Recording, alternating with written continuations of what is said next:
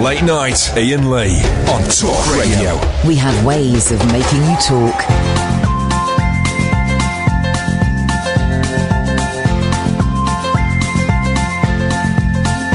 There's a voice that keeps on calling me down the road.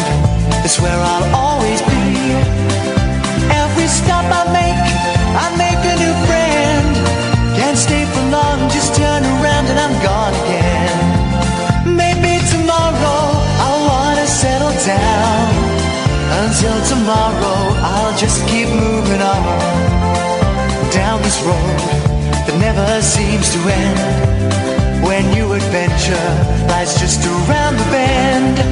So if you wanna join me for a while, just grab your hat, come travel light, that's old style. Maybe tomorrow I'll wanna settle down. Until tomorrow, the whole world is my home. So if you wanna join me for a while, just grab your hat, come travel light, that's old style. Maybe tomorrow I'll wanna settle down. Until tomorrow, I'll just keep moving on.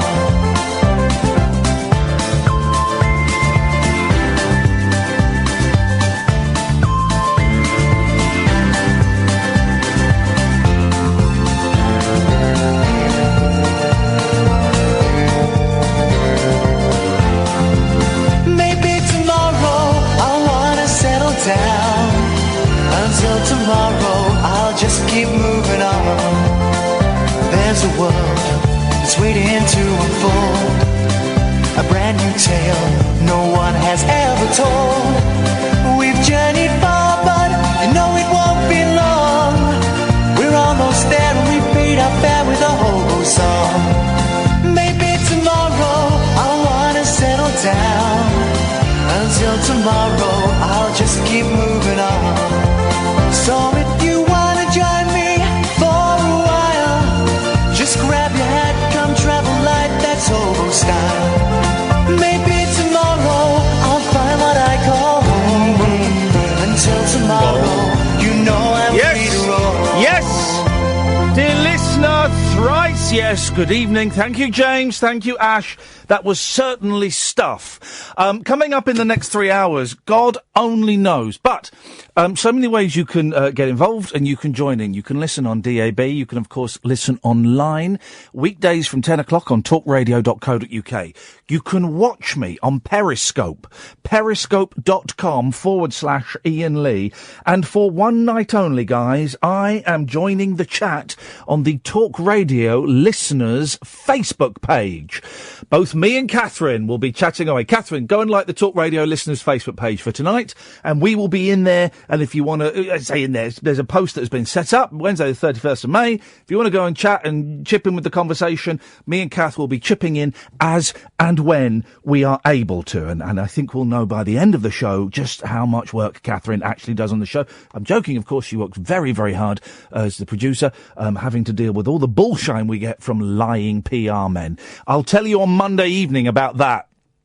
We've been promised a big star, and we will. If he's not on a Monday show, then boy oh boy, Monday show is going to be slating everybody involved with that terrible industry known only as public relations. But tonight, 0344. 499-1000 is the telephone number if you want to give us a call. If you heard me talking to James at about 9:30, it's always fun. I tend to pop in now about 25, 9:30 for a couple of minutes with James and Ash. And it always is random and is nonsense and is generally quite rude, and I apologise for that. I apologise. But, tonight we got talking about baths in a roundabout kind of way. And it struck me, who still really only uses a bath as their main form of bodily cleansing? When I was a kid, we'd have Sunday night was bath night, right? And if my dad was home, there'd be 4 of us in the house, right? And that means that I, as the youngest person, would have I'd be getting fourth-hand bath water. If my dad wasn't in, then there were just three of us, so I'd still be getting third-hand bath water. Imagine a grown man, followed by a grown woman, followed by an older sister, followed by me in the bath water. It was minging. And here's the thing. I still drank that bath water. Ay, ay, ay, ay, ay. It's a bath special this evening. Interpret that any way you see fit. It can be the glorious city of Bath, or it can be baths. I don't know if there are any other connotations one can get from baths. Bird bath. There we go. Bird bath. That's pretty much it. 0344 499 1000 is the telephone number if you want to give us a call. And on the subject of bath, so is the bath still your main form of full body cleansing? Swimming baths, yes. And if so, how often do you do that? Because it's a faff. I shower almost every day. Some days, I wake up and I have a sniff and I think, I can get away with this today. But I tend to have a shower. Baths are now considered to be a luxury. 0344 499 1000. I'm just saying baths, and I'm going to leave it as open and as wide as that. You can call in with your bath stories. Here's another thing. Does anybody still have those plastic holders, and metal sometimes, that go over the bath? You know those sort of trays that hook on the side of the bath, and you'd have your soap in there and your flannels and here's something. Who has still got a pumice stone? And I like these, and I keep meaning to buy one, and then I don't, so I just bite my nails. But the nail brushes, there's something very satisfying about a wooden nail brush, not the plastic ones. No, not the plastic ones. They're rubbish.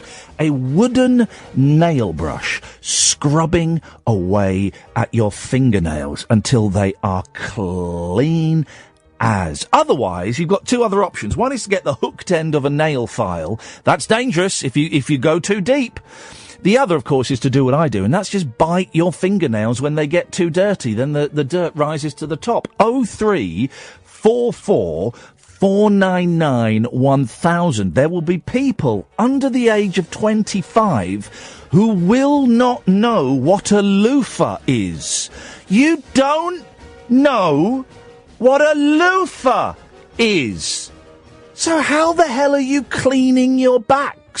You're probably getting your lovers to do it, you sex-crazed deviants, for crying out loud. What about us lonely people? All the lonely people, where do they scrub their backs? 0344 499 1000. I think it's time that maybe we made baths illegal. They're wasteful of water. They're unhygienic. I have friends who, once they've had a bath, do you know what they do? They have a shower to wash off all the dirty water that they've been sat in. What the hell is this? For God's sakes! 0344 499 1000, dear listener. It is a bath special. I am beginning to come round to think that perhaps we need to make the bath illegal. They are so Victorian in their stylings, in their outlooks. Imagine how much bigger your bathroom would be if the bath was removed from it. Hey, I once went into someone's bathroom, and do you know what they had? They had two toilets. One of them wasn't a bidet. They had two toilets. I think Catherine needs a bath after the call she's just taken. I think one of our regular callers is making a move on Boyley. Oh, my days. Shut the front door. Oh, that dirty boy. Hopefully he'll come on air and we'll bully it out of him. So that's what we've got tonight so far. At 11 minutes past 10 on a hot and humid Wednesday, midway through the week. Baths. It's a bath special. Here's something. How often do you use your towel as well? Really, by rights, we should wash our towels after every bath, shouldn't we? Because that is dirty. But we don't. I can keep my... in a hotel, of course, you know, I will toss that towel on the floor with great pleasure. But at home, we don't do that. 0344 499 1000. And now here's someone who I bet doesn't even get out of the bath to have a pee, or indeed probably to have a poo. It's Paul. That's a bit of a nasty thing to say, man. Well, you were just sexually sexually harassing my producer. No, okay, did you hear that then? No, it was just a joke. What did you say to a grown mother and of two children? What did you say? Oh, do I have to say? Yes, you do, Paul. I thought it was between me and Kath, for goodness sake. She's typed it on my screen, so I can say it if you'd rather. I know, I'll say it, yeah. I don't know what Kath actually looks like, yeah?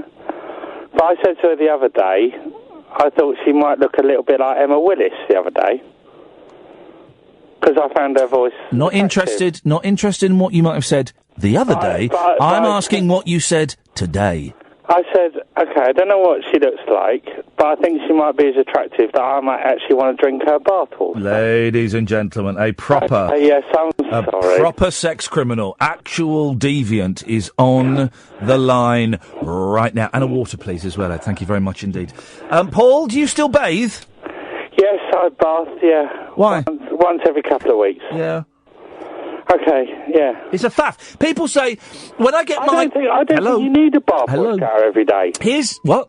I don't think you need a bath or a shower every day. Here's what people say to me when I get stressed or if I get depressed or if I get a migraine. They say, what you need is a nice... Soak in the bath, yeah. Relaxing bath.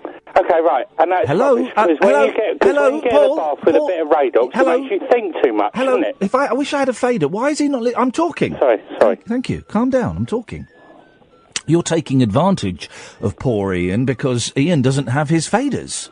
Sorry. Thank you. They say what you need is a nice, relaxing bath. So I do it. I get the candles. I drop a bath bomb.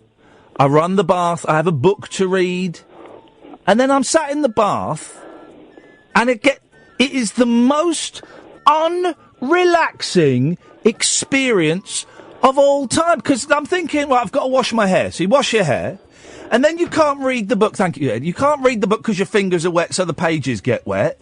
And then I'm just sat there, Paul, I'm talking! Sorry. But we got to get these faders fixed, guys. I'm dealing with Muppets here. I get bored, and I'm bored. And there is nothing relaxing about a bath at all. Over to you, Paul. Yeah, there's nothing relaxing about it. What if you I bet most people put their mobile phone or a radio in the bath, don't they? I do have, I do play a radio, yes, when I'm in the bath. Yeah, I used to, when I had a bath on Sunday afternoons at home, I'd bring the black and white portable TV into the bathroom and watch Happy Days.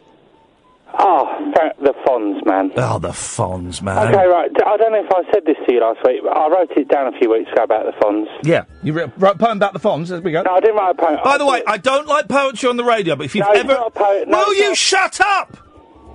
I don't like poetry on the radio, but if anyone has ever written a poem about the Fonz or any other TV character, 0344 499 1000. For one night only, I'm having a television character poet moratorium. Okay. I wrote about it. Don't send me rude emails after this phone call. No, I won't. No. What I thought about the Fonz the other night was why doesn't Donald Trump take on board the meaning of the Fonz? Because the Fonz, I thought the other week, was the meaning of love and peace. Because he started out as a character that was a fighter, a biker, a fighter. A fighter, a biker, a fighter, and a lover. Fought everyone, but then he was taken by the family of the Cunninghams, given his own home. Yes. And why are you summarising the story arc of all 7 seasons of Happy Days? Because the Fonz was the meaning of love and peace in the end, wasn't he? Thank you very much indeed. That was weird, and if you think that was weird, you ain't seen nothing yet. Andy, stay there, I'll come to you in a minute. 0344 499 1000. So far, we have 2 cabs off the rank. Baths, and it's as open as that, and if you've ever written a poem about a TV celebrity, I will let you read that poem. 0344 499 1000.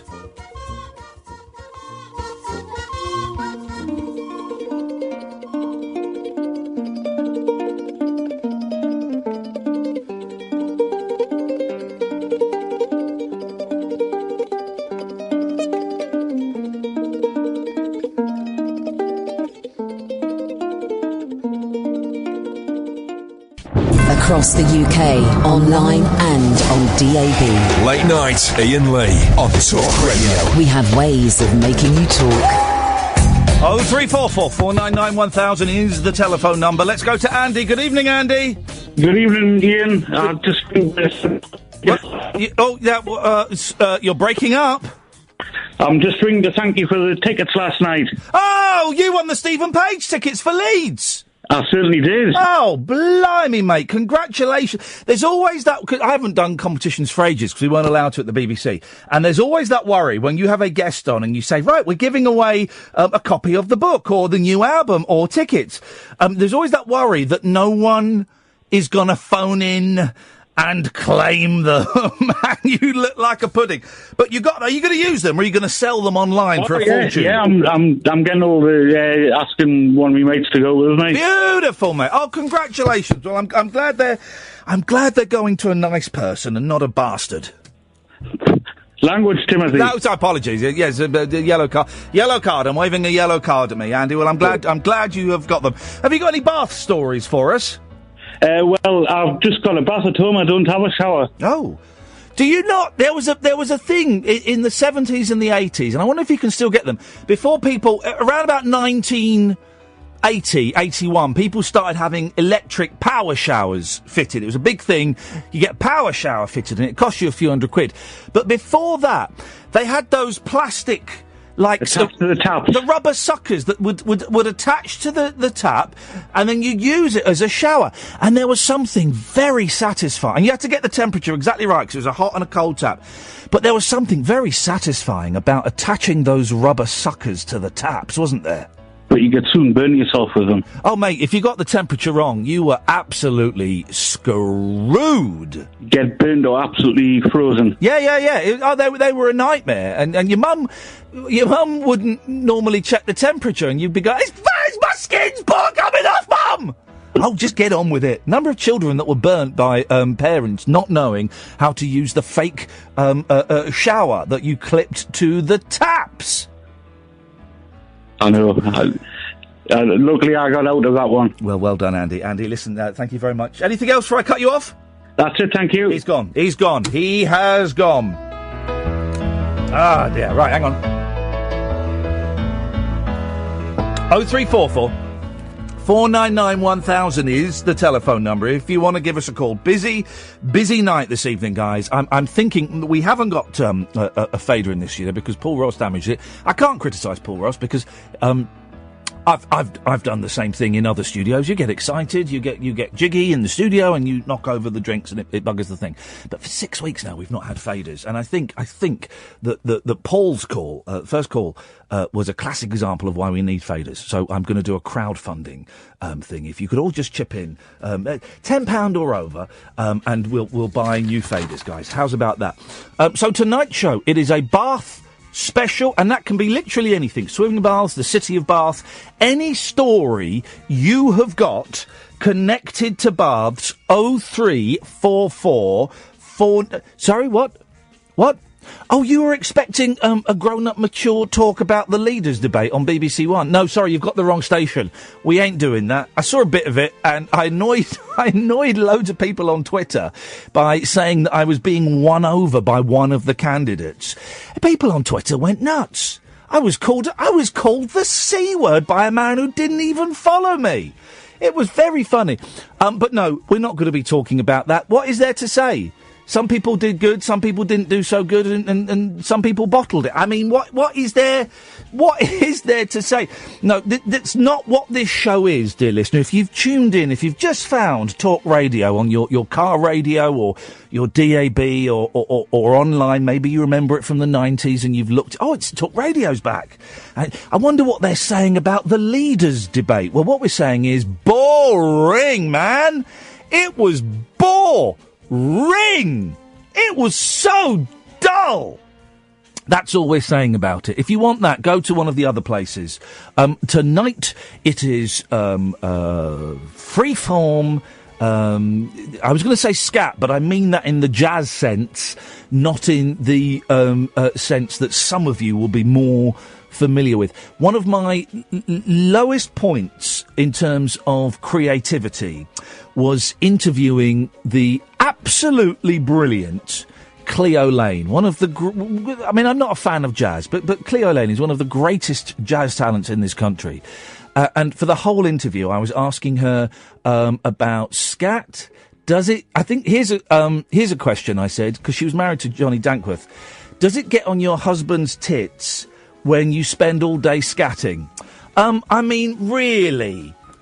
It's making me laugh now because I've just remembered it. But really, very low brow, Ian. And also asking her about jazz mags and all. Very low rent, Ian. Low brow. I would never do such a thing now.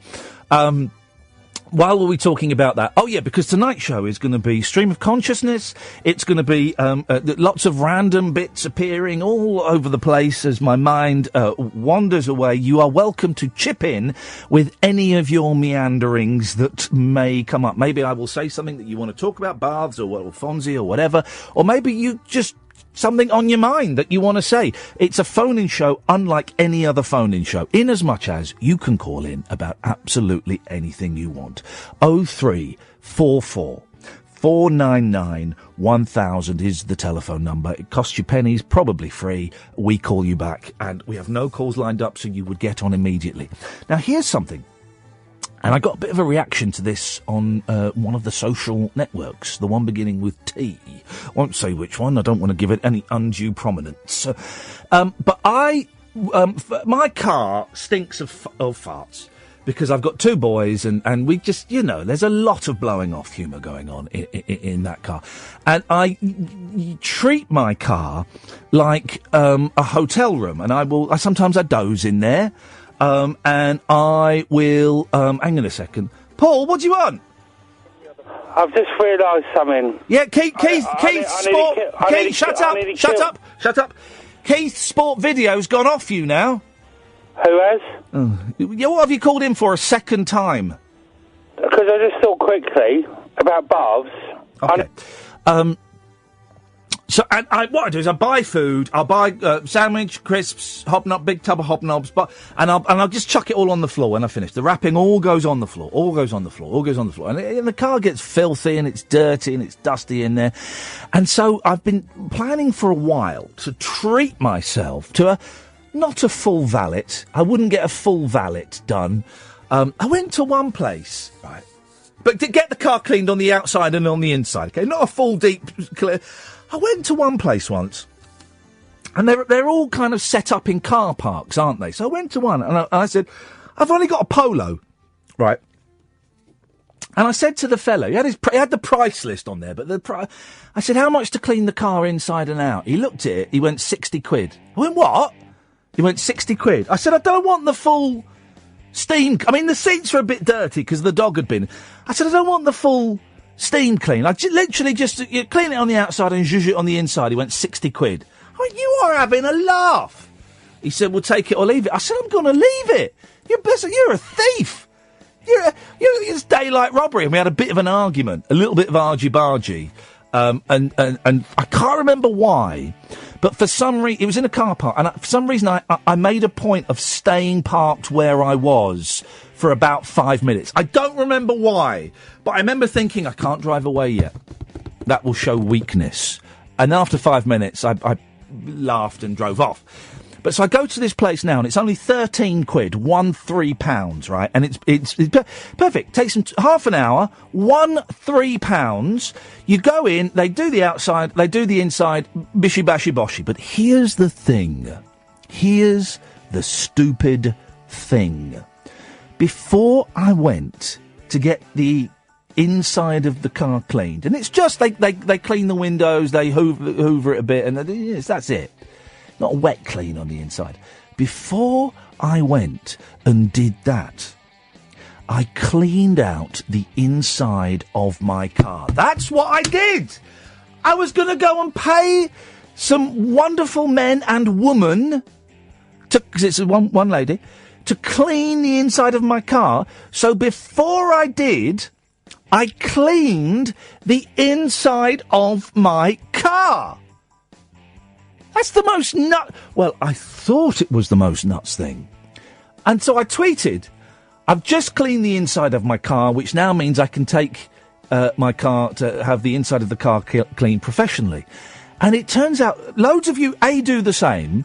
I knew that loads of you would do that middle class thing of cleaning before the cleaner comes around. We all do that. We clean before the cleaner comes around. 0344 499 1000. And here's the thing. Imagine this. Imagine yourself 20 years ago. Imagine you from 20 years ago comes up to, if you went back in time and said, by the way, we're going to have a cleaner one day. Imagine that. You go back 20 years. By the way, you're going to have a cleaner one day. Whoa. Everyone's got cleaners. Everyone's got a cleaner. And it turns out loads of you do the same things. I had about 4 of you that tweeted me saying, oh yeah, before we get the dogs groomed, we groom the dogs. That is nuts. Things you do before you pay to have someone do exactly the same thing. It's not a particularly catchy subject heading, but we're going to go with it. 0344 499 1000. Things you do before you go and pay somebody to do exactly the same thing. Late Nights with Iain Lee on Talk Radio.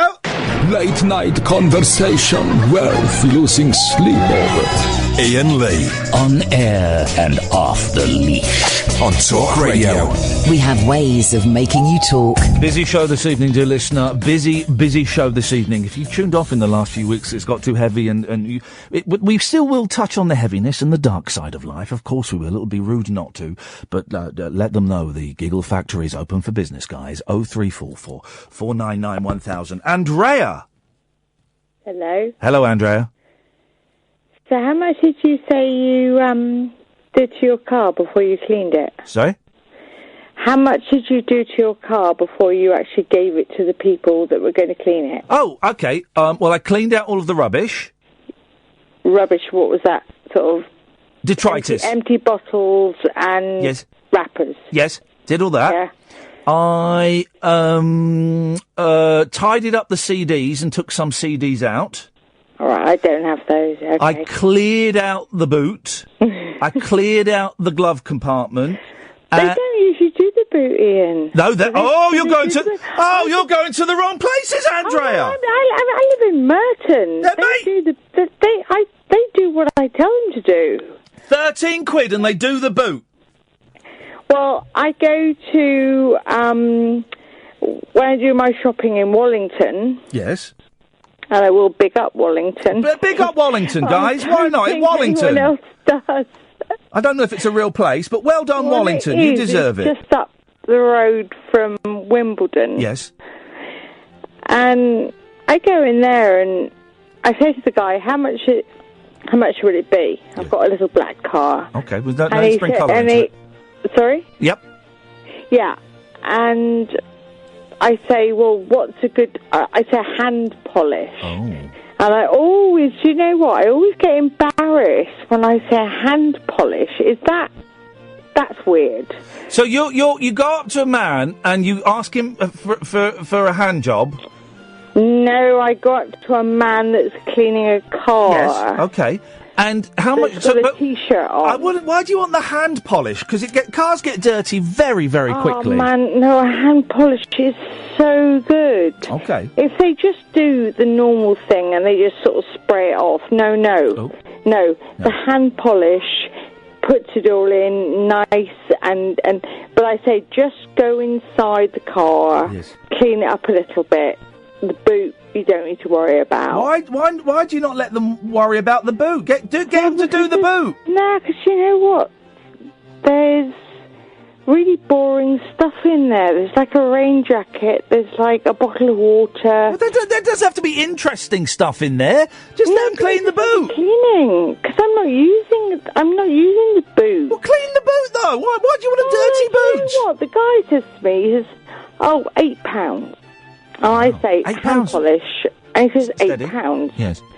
Well... And that's for a hand polish? Well, he gives it the best polish. It is beautiful. I give him £8. But does he clean it? He washes it, and then... Well, you've got a bargain there, Andrea. We're all coming down to Walmington. I give him a £5 tip. Flipping it? What? I say, you do it nice. Yes. You get a good tip. I didn't tip this guy.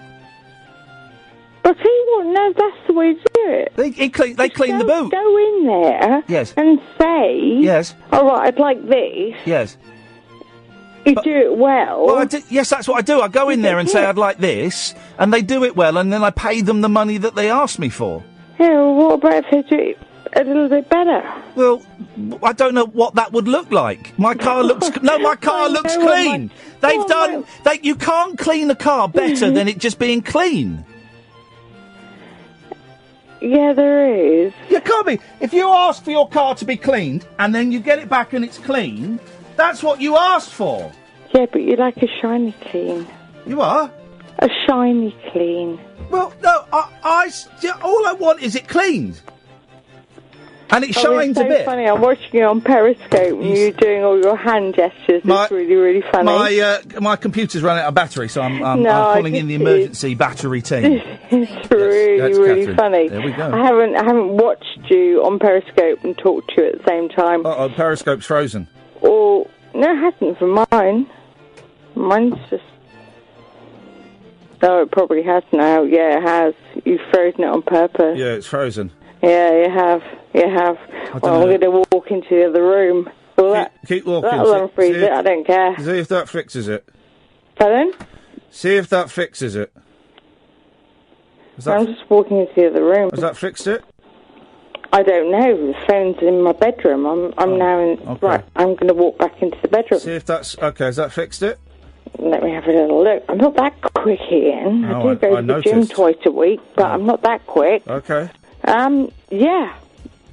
Yeah. It's done. It's done. You got your hands in the air. Thanks for calling, Andrea.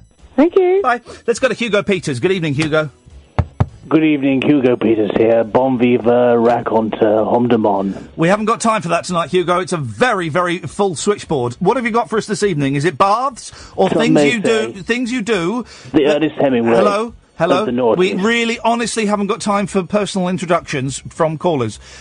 Have you called in for baths or things you do before you then go and pay someone to do them for you professionally? I am calling in about baths. Okie dokie. Yes. It's a bath special, isn't it? And I apologise for cutting short your personal introduction, Hugo, but honestly... Boogaloo music aficionado. We really haven't got time for that this evening, and I can only apologise to all the callers. Please, if you've got your own personal introductions, we simply do not have them. We do not have time for them tonight. Hugo Peters, away you go, sir. So you're talking about baths? It's a bath special, correct, sir. Are you a big fan of baths? I don't know what you mean by a big fan of baths. Well, are you a bath man or are you a shower man? I am a little bit of both. Okay. I'm more of a shower man. You're more of a shower man. So how come you're celebrating baths rather than showers? Well, we're asking the question about baths this evening. And what is the question? The question... Exactly. The question is, it's just baths. It's just baths. What do you do in baths? Well... It's just baths. Okay, right. Here's my thinking. Yes. I like showers, but I also like baths. Now, with showers, Yes. I get ideas in the shower. Golden thoughts come in the shower. Oh. And that's where I do my thinking. But if I'm in the bath, I can do business. I can phone up people and have conversations with them. Yeah. Now, is that something that you would allow? No, you don't naked? You don't phone people up in the bath. Yes, I do, because you've got time on your hands. You got something on your hands. No, after you've washed. No. You keep a towel next to you. Oh, God. You're not in the bath now, are you? Well, I was thinking of running a bath. I like it. No one uses the phrase anymore, except for me. Drawing a bath. I'm going to draw... What, sorry? You're going to draw one? I'm going to draw a bath. Have you got a HB pencil? No. Please tell me that's a bath and not you having a waz. That's a bath. Okay, thank you very much indeed. It's a very small nozzle. Anyway, so yes, you draw the bath. Yes, that's the phrase. You draw the bath. No, you run a bath. No, well, you can draw a bath as well. No, I'm sorry. I'm going to have to go. You're a pervert. Sorry? Unbelievable. Outrageous. 0344 499 1000 is the telephone number. Pablo, Harry, stay there. Coming to you after this. Unmissable late night radio with the original king of unconventional conversation. Make contact with Iain Lee. Late night Iain Lee on Talk Radio. We'll get you talking. Here we go, dear listener. It's a bath special, and it's as open as that. You can call in about anything to do with baths. You can call in about anything, really. I mean, it really is following no form whatsoever. Hello to everybody who's watching me on Periscope, periscope.com/Iain Lee. There's Stainsy11, there's Kalukis. Why don't you guys use your real names? What the hell is your problem, Steve Bagley? Oh, Steve Bagley has. And also things that you do before you then go and pay a professional to do that thing for you. Got it? Good. Let's get on with the phone calls. Good evening, Harry. Good evening, Mr. Iain Lee. Thank you, Harry. What have you got for us on this rather hot evening? Well, without making it a personal greeting, which is frowned upon on your show... We haven't got time tonight for personal introductions, no. I'm here to rage at my mother, if possible, Ian. To raise her? Rage. Oh, rage. So, was there a word missing from that sentence? Rage at her? There we go. Yes, you said rage... I'm here to rage my mother. No. Again, I think it's illegal.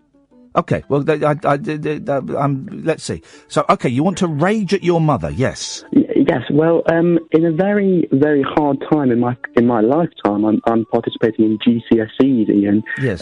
She still makes me tidy my room before the cleaner comes. Wow, that must. I bet you have some wonderful arguments with her about that. Yeah, very much, and especially at 7 in the morning when I really can't be bothered to argue. What? Hang on a minute. What, is this before school? Yes. Well, you're a young man, obviously, and I remember being a young man. I remember my bedroom being an absolute tip. I'm looking at it now. And describe what you can see. Describe a young man's bedroom to us, to all us old people. I can see socks on the floor. I can see cushions. I can see used pants. Oh. And I can also see incomplete math past papers. Okay, wowzers. It sounds awful. It sounds hideous. I'm guessing it stinks as well. Well, there's an air freshener in here. So air freshener doesn't... Here's the thing I've discovered, right? Air freshener doesn't smell... It's just a different stinky smell. Air fresheners have gone... And this is interesting. They have gone through such an evolution. When I was a kid, right, you had a can of air freshener and it was probably lavender or pine. Those were the two flavours you got, right? And then they changed, and as well as the can spraying it, then you'd get those little plastic... sort of things that stood on a table and they had holes in, and inside was like a sort of solid green thing that's I think my dad has that in his car. Yeah.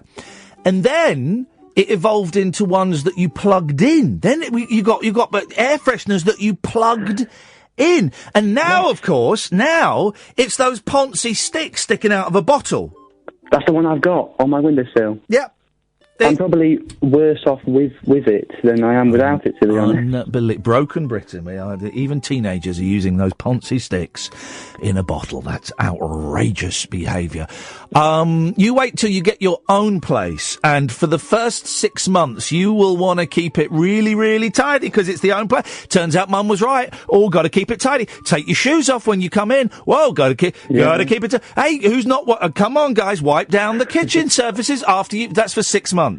And then your whole house, if you're lucky enough to have one and buy one, will look like your bedroom does now. I'll be buying plenty of air fresheners. That's what you need to do. Thank you very much indeed, Harry. Always a pleasure. Let's go to Andy. Good evening, Andy. Evening, Ian. How are you, my friend? I'm good, thank you. Andy.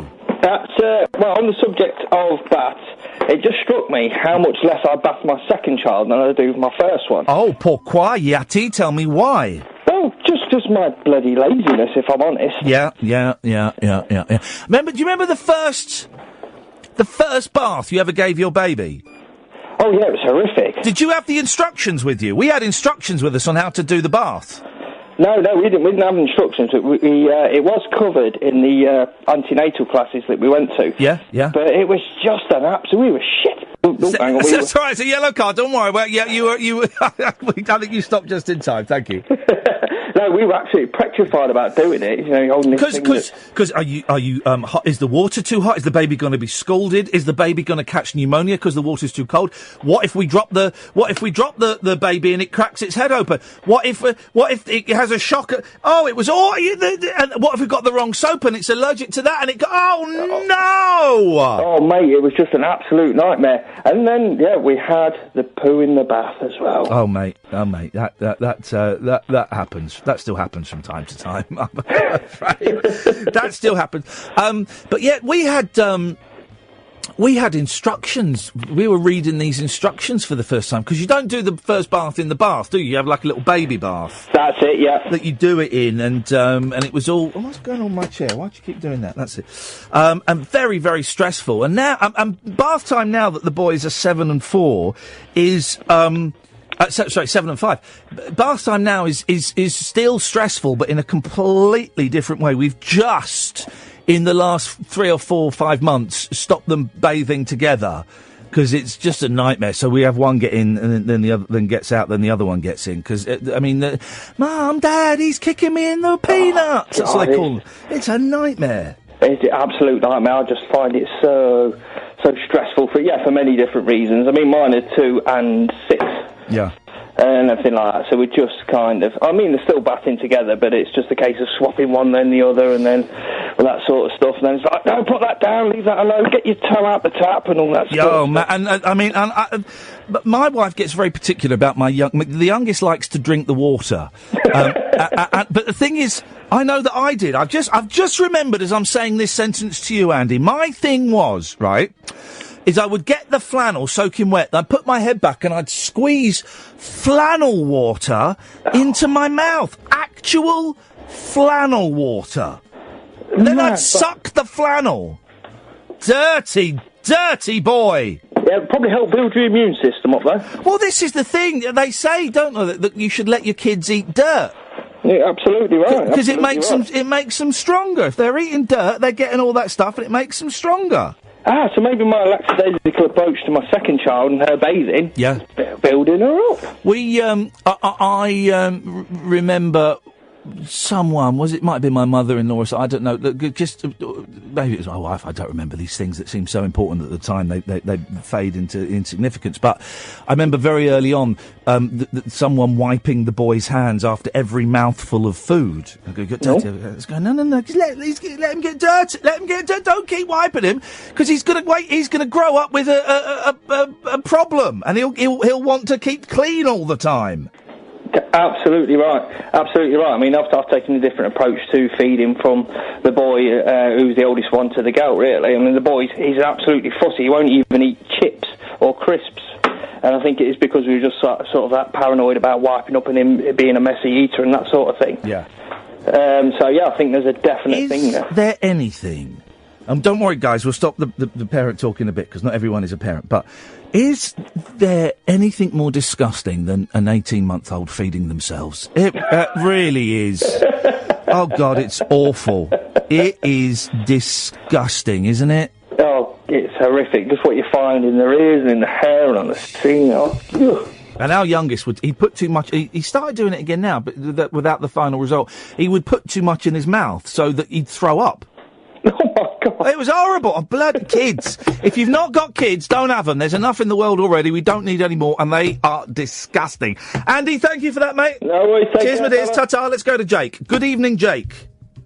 Hello. Hello, Jake. How are you doing? I'm all right, thank you very much. What have you got for us? I've got one story about cleaning things and one story about baths. Lesbie Avenue. The first one is cleaning things. I always go mad on my teeth before I go to the dentist. Yeah. Well, I think that's someone said that to me on Twitter, and that sort of makes sense, though, to do that, because... you're not going... It's not like you're going to the hygienist who's going to clean your teeth. Yeah, but I take extra care in that week before the dentist, much more than I do in the 6 months in between. Yeah. I don't trust dentists. I think dentists are a money-making scam. All of them are a scam. Because when I was younger, up through my 20s, you go to the dentist and they go, well, you could be... I'm just going to scrape away some of the stuff here, and you could be cleaning a bit better, but overall, your teeth are looking great. You know, just you make sure you pay attention to the back teeth. That was it. That was the dentist. Then suddenly...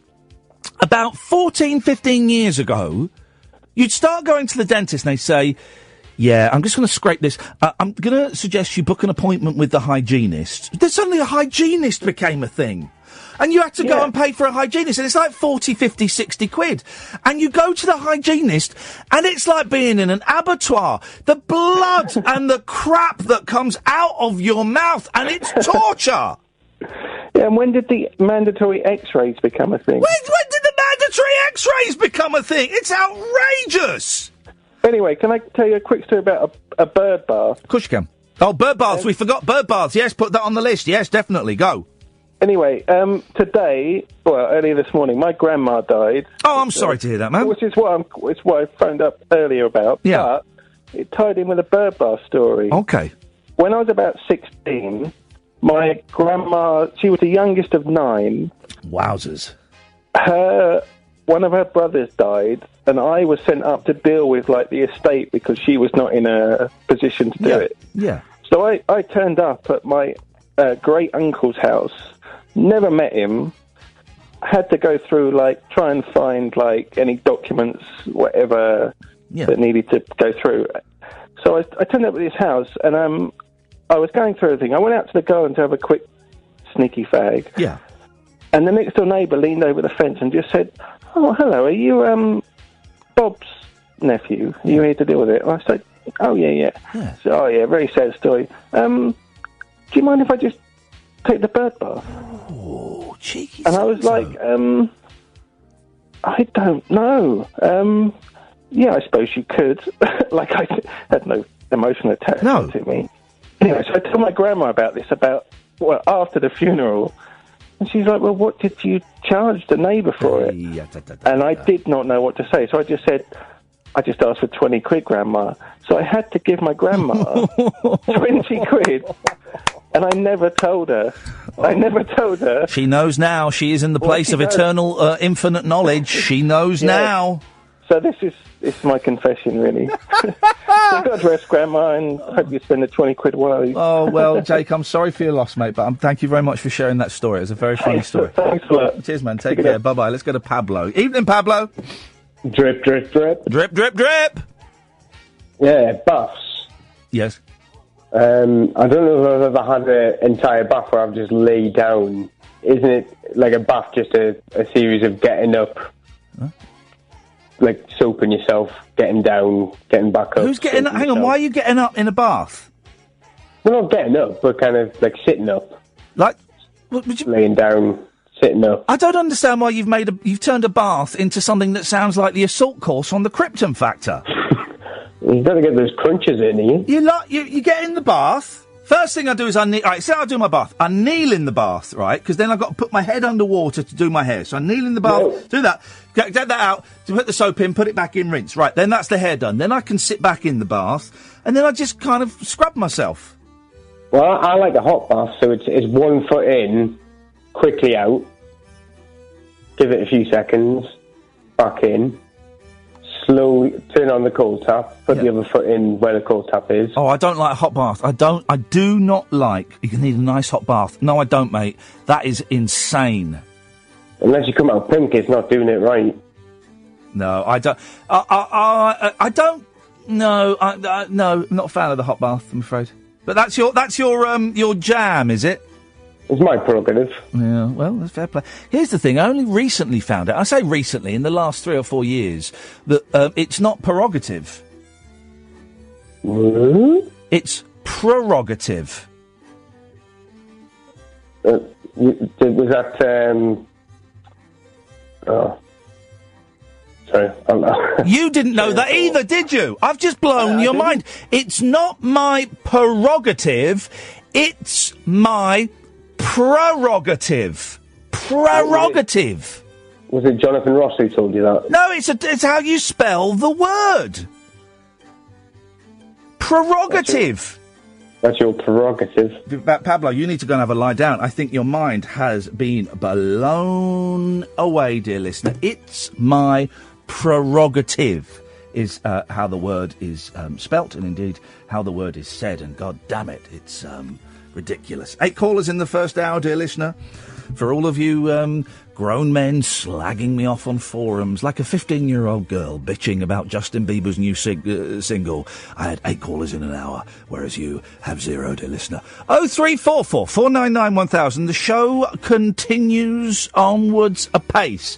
We talk more about baths, things you do before you pay to go and have them done. Dentists seem to have got into the mix as well. We can discuss dentists and the great rip-off that is dentistry in general.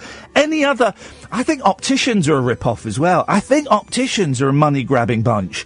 0344 499 1000 is the telephone number. Late Nights with Iain Lee on Talk Radio.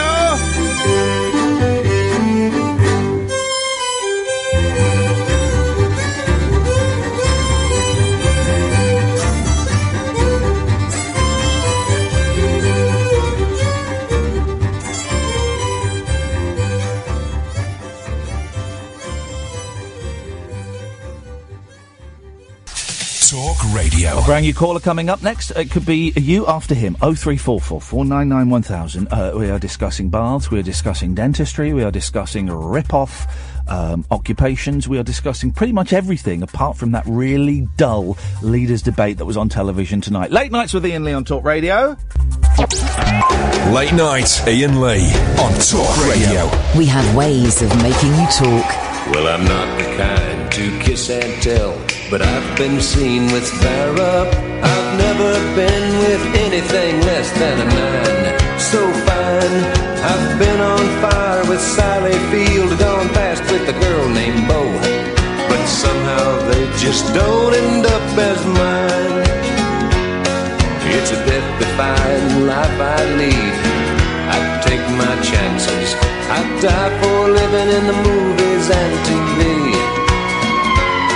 But the hardest thing I ever do is watch my leading ladies kiss some other guy while I'm bandaging my knee. I might fall from a tall building, I might roll a brand new car, 'cause I'm the unknown stuntman that made Redford such a star.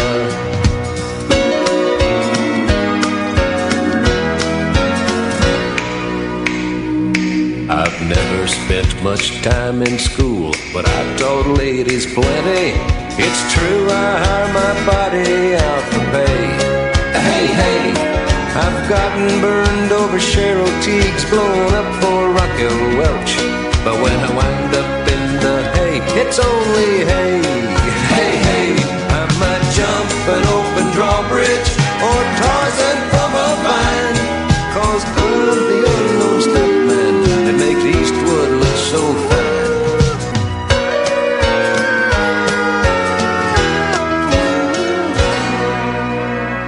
So, Tonight is a bath special. We're discussing baths, and that can be absolutely anything you want at all. It can be the City of Bath, bird baths, swimming baths, the bath in your bathroom, any of those things at all. 0344 499 1000. We're also talking dentists, opticians, rip-off professions, things that you do yourself before you then pay a professional to do exactly the same. There we go. Same thing. Lots of you will, of course, clean your home before the cleaner comes round to clean your home. We know that. 0344 499 1000. There's also, and I wanted to mention this, someone tweeted me yesterday, and I kind of ignored it. I can't reply to all of your tweets, guys, because, I just can't be, I can't be asked most of the time. And the guy retweeted it again today. Okay, he said, I asked you this yesterday, and you didn't answer. So I just thought, okay. He said, do you have ASMR? Paul, I'll come to you in a second. Do you have ASMR? And I thought it was, because quite often people will say, are you on the autistic spectrum, Ian? Do you have Asperger's? People quite often say that, and I don't. And I thought it was ASMR was an autistic reference, and so I just replied curtly, no. He said, oh, because I do, and I have migraines, and I thought that maybe you do. It's changed my life. You should look into it. And he sent me a link. Well, I don't click on links, but then a friend of mine, David Turner's got in touch, and he said, oh, the ASMR is legit, and it's changed my life. So then I went and clicked on the link, and it sounds nuts. Have you heard of this? It sounds nuts, right? And I was trying to think, do I have it? I don't think I do have it, but maybe you do. Right, if you know what it is, can you call up, and I'm going to read it from Wikipedia, and it's quite dull and dreary. So if you've got ASMR, autonomous sensory meridian response, it sounds like something one of my made-up guests would make up, right? But apparently it's legit, okay? And you may not know that you have it. Autonomous sensory meridian response is an experience characterized by a static-like or tingling sensation on the skin that typically begins on the scalp and moves down the back of the neck and upper spine. Is this ringing any bells with you, Kat? Kat's nodding. It has been compared with auditory tactile synesthesia. Autonomous sense ASMR signifies the subjective experience of low-grade euphoria, characterised by, quotes, a combination of positive feelings and a distinct static-like tingling sensation on the skin. It is most commonly triggered by specific acoustic, visual, and digital stimuli, less commonly by intentional attentional control. Now, the fellow that was tweeting me says he gets it when he gets his hair cut. And the only thing I can think of that feels like that description, do you remember about 15 years ago, if you went to like Camden Market or something, they'd have this stick with these metal prongs coming out, and they called it an orgasmatron. And you put it on you couldn't do it yourself. If you did it yourself, it didn't work, right? You had to get someone else to do it. If you did, it's like tickling yourself, it doesn't work. So you get someone to put this on your head. I've got the tingling now thinking about it. And they push it slowly down on your head. Have you ever had a go on one of those? Oh, it's and then pull it back up, and it is tingling from the tip of your head to the tip of your winky. There's nothing like it.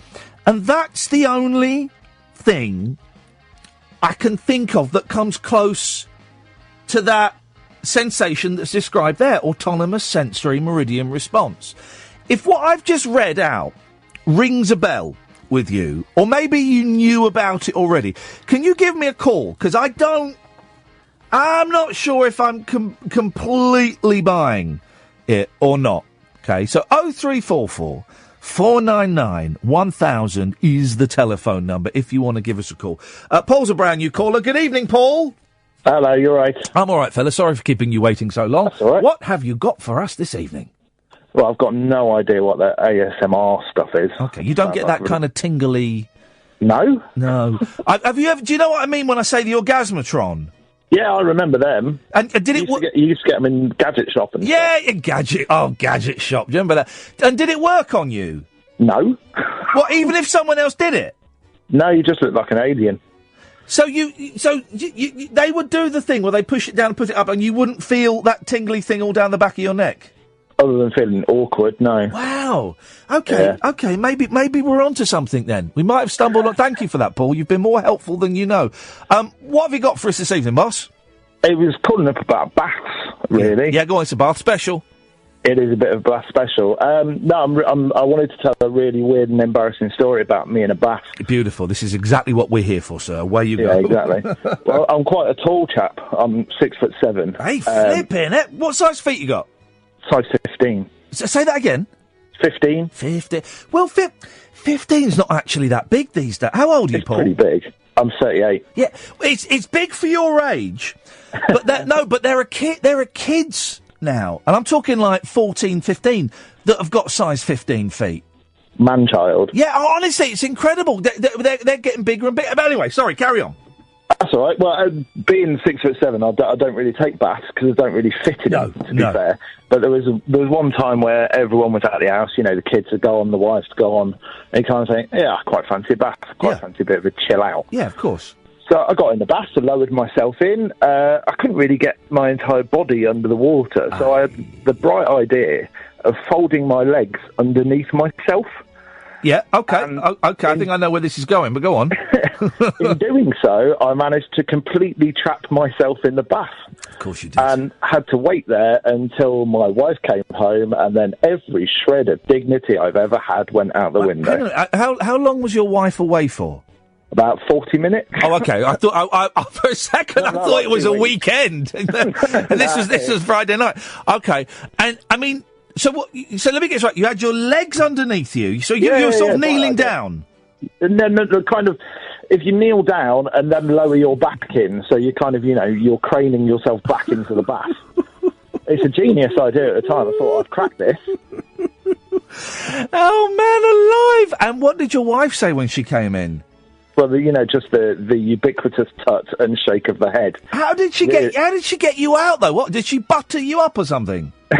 I think it was more just, you know, absolute embarrassment and the sheer force of will to get myself out of the situation at that point. Flipping heck, man. That is, it's unfair because, you're right, so often these days, well, I remember a long time ago I lived in a place and it had a huge bath in it. I mean, I could stretch out in it. It was incredible. But I mean, if you go to hotels, if you stay in hotels, the baths in there are ridiculously small. I hate it. You want to go, you have a bath, it's tiny. I feel your pain, brother. I'm not as tall as you, but I feel your pain and I'm guessing that your wife brings that up every time you've got visitors over. Yeah, pretty much. I'm sure there's probably a photo somewhere, sneaky old Snapchat job. Nice one, man. Thank you, Paul. Cheers, buddy. Cheers, mate. Bye-bye. The bath special really is taking off a treat. Your bath stories, please, dear listener. It can be the bath in your bedroom, the bath in your bathroom. It can be a bird bath. It can be swimming baths. It can be at the city of Bath. I'd love to get some stories about the city of Bath, please. 0344 499 1000. If anybody knows about this ASMR, Autonomous Sensory Meridian Response, give us...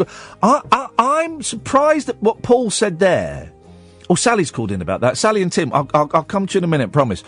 The Orgasmatron didn't work on him. I thought it worked on everybody. So maybe there is something in this thing that not everybody gets this tingling sensation. They were big for a while, those things. But here's the thing, it's like taking a drug, okay?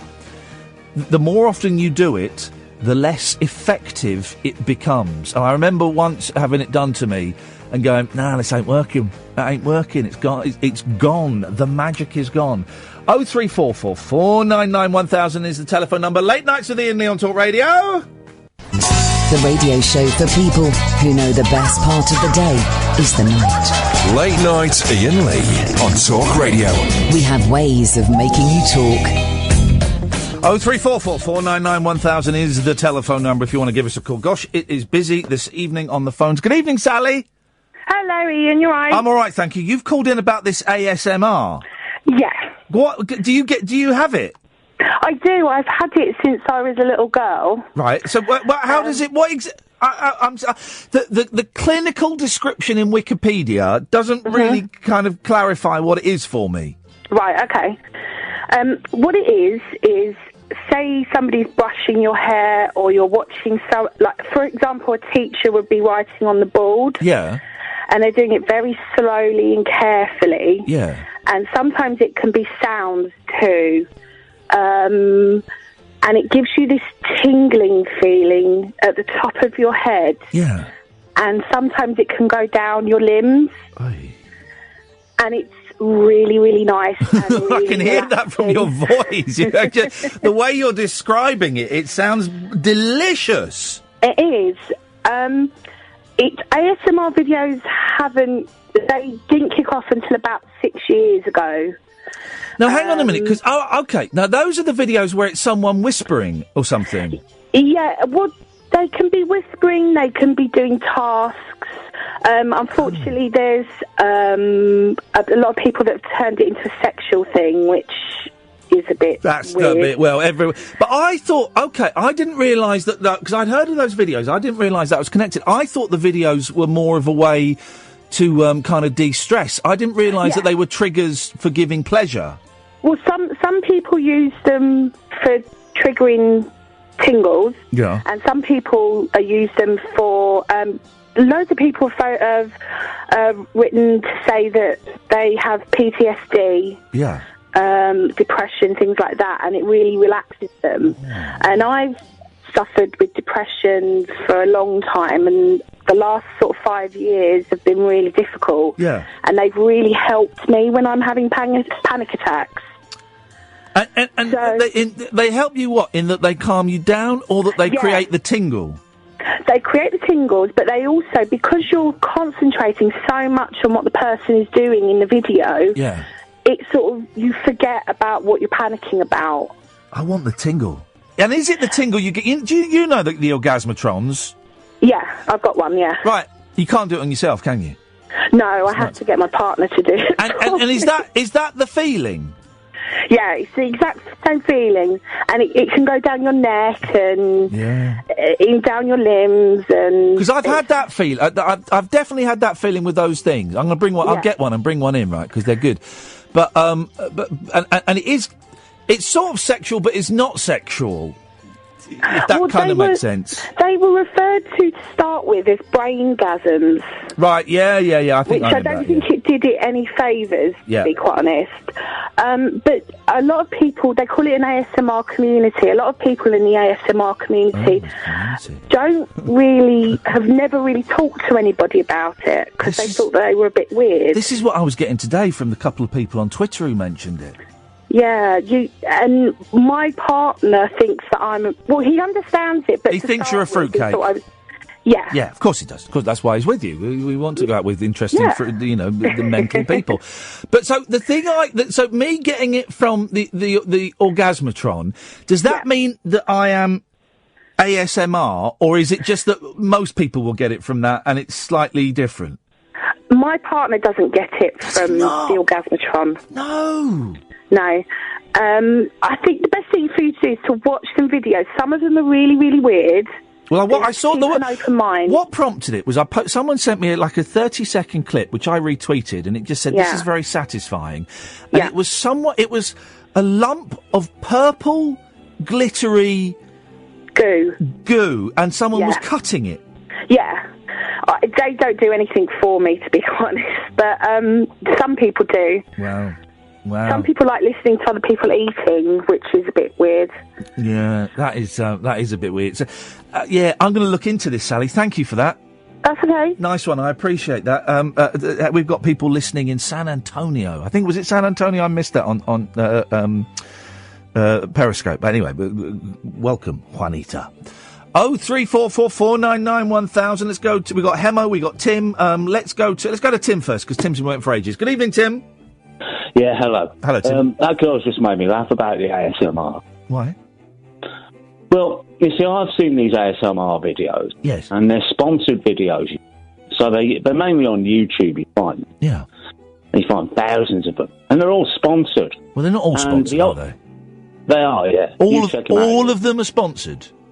I would expect the vast majority. There we go. Obviously, I couldn't say all of them. But what? I'm not really sure. There are so many thousands. But so what?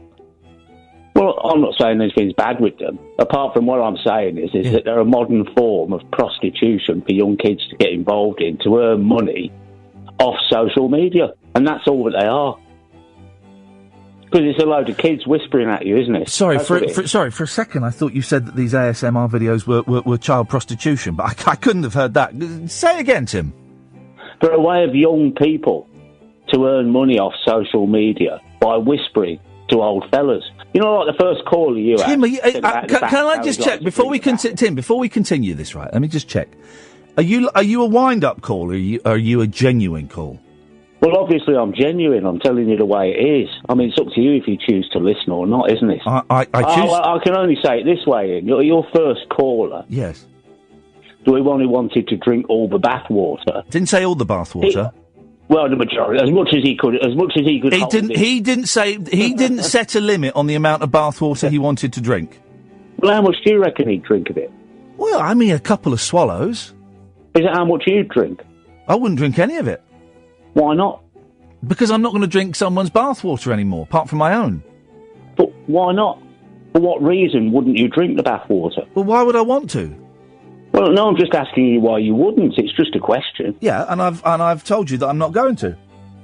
Well, you wouldn't want to, would you? Because you'd think it was a filthy, dirty, horrible thing to do.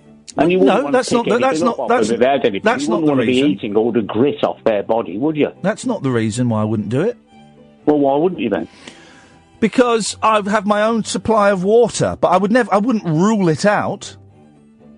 Right, so you wouldn't rule out drinking someone's bath water? I wouldn't rule it out, Tim. Never rule out anything. Some people, well, I'd rule out sitting there listening to women on the internet whispering to me. Oh, it's women now, is it? It was children a minute ago. Well, it's women, isn't it? They're kids. Kids and women. It's women and children. Women all of them, and children whispering. Yeah. Do you understand? They're not all, this is a brilliant wind-up. I love it. It's delicious. They're not, but I'll go along with it. They're not all people whispering, though, Tim. As I said, there's some as well. Sorry? I'll go along with your wind-up as well. It's your wind-up. It's not my wind-up. Who's winding up? Who said anything about winding up apart from you? Me, exactly. I said it. Well, in that case, you believe it's a wind-up. I believe that you're a wind-up. Well, so it was you that mentioned wind-ups, not me, wasn't it? Tim. But you just denied it was, but it was you. Tim. I don't know. You need to make your mind up. I did say it was a wind-up, Tim. You did, yeah? Yeah, I did. I said it was a wind-up, Tim. But I'll go along with it, because I know it makes you happy. No, see, the problem is this is the way Is this working for you? Is this turning you on, Tim? I bet this is what gets you horny. Is having a middle-aged bloke whispering to you down the phone. I'm old age, actually. Sorry? I'm not middle-aged, I'm old age. No, I didn't say you were old. Since you mentioned it got me horny. Tim, was that the thought going on in your mind? Tim, was it getting you horny? Tim, I didn't say you were middle-aged. But was it getting you horny? No. Address one thing at a time. Well, I am addressing I didn't say. It was getting you horny. I didn't say you were. What made you say it was getting you horny? Didn't say. Let's get a little bit deeper down the rabbit hole. Tim. What made you say that? Tim, can you just answer a question? Well, no, you answer my question. Well, no, because I asked the question first. I asked you first. No, you didn't. Yes, I did. No, you didn't. You were too busy whispering. Yeah, I didn't say you were middle-aged. You weren't listening to what I was saying. I didn't say you were middle-aged. You need to clean your ears out. Really? Yeah, I didn't say you were middle-aged. You need to stop thinking filthy thoughts. You're the one that phoned up to talk about child prostitutes, Tim. It seems to be you're the one who's obsessed with filthy thoughts. Well, I'm not speaking them, am I? You phoned up to talk about child prostitution. What a horrible thing to bring up. What a sick, warped mind you've got. Away for young kids. What a sick, warped man you are. What a disgusting man you are with your sick mind corrupting and bringing some seediness into something that brings a lot of people. You're the first person to use the word prostitution in this conversation, Tim. You used the word prostitution in this conversation. You brought sex into the conversation, Tim. What's that all about? There's in on your mind, Ian. Tell us all about it. Let's go deep down the rabbit hole. Okay, Tim. I'm going to give you 6 out of 10 for effort, 4 out of 10 for content. How's about that? I don't know. It's your marking system, so I've got no idea what you're talking about, to be honest. 6 out of 10 for effort. I'm still wondering what you're doing trying to talk sexually to a man when you're whispering. What's all that about? 6 out of 10 for effort. So a bit of adult prostitution from you on the radio. 4 out of 10 for content. So work on your content. You're enthusiastic. I like that. You stick with the character, and that's good. Work on the content a bit more, and you'll get there, Tim. So will you. So will you. Thanks for calling, Tim. Keep it up. What a delightful nutter. I enjoyed that. Don't get many of them these days, do you? Let's go to Ben. Evening, Ben. Good evening, Ian. Good evening, Ben. What have you got for us? I tell you what, Tim, he was a bit of a case, wasn't he? Oh, he was good. I enjoyed that. He was having a go, and some of it worked, and some of it didn't quite work. But that's beautiful. Anyway, Ben, what you got for us? It didn't work on me. I don't think I've got a very good sense of humour. Anyway, I'm ringing up. Well, anyone who opens up their gag with child prostitution, I mean, fair play to that. They're going in on a very, very tough level. So it was a brave opening gambit. Ian, I'm calling up about these overly expensive services. Yes. Car mechanics. Oh, mate, don't. No, I've got to go there. Mate, right? You're bringing up bad feelings. Go on. I'm a private man, okay? I like my privacy. Yes. Now, recently I bought a new car. Oh. The last one, believe it or not, I crashed it into a fairground ride on the fast lane of the M69. Shut up, man. How is that even possible? No, seriously. Don't worry, everyone was fine. Yes. I mean, it wasn't a smiler or anything. No. I think it was... anyhow, I got this new car, and I need some work doing on it. Yes. But like I said previously, I like my privacy, and I like to wind down, and I like to enjoy my car in the evening. Yes. So I took it to the garage to have my windows tinted. Now, the wonderful thing about this is, no one can see it because it's very private. But it also makes the car very dark inside. Right. It's difficult to see outside. Yes. What is that beeping noise? What is that beeping noise? Oh, it's probably my phone. What, are you recording us? No, I've got an enormous beard and it keeps touching the screen. Well, what? Hang on, just be quiet. What was that? That was my moustache. No, your moustache. How is your moustache making that noise? Because it keeps touching the screen. Right, don't touch the screen.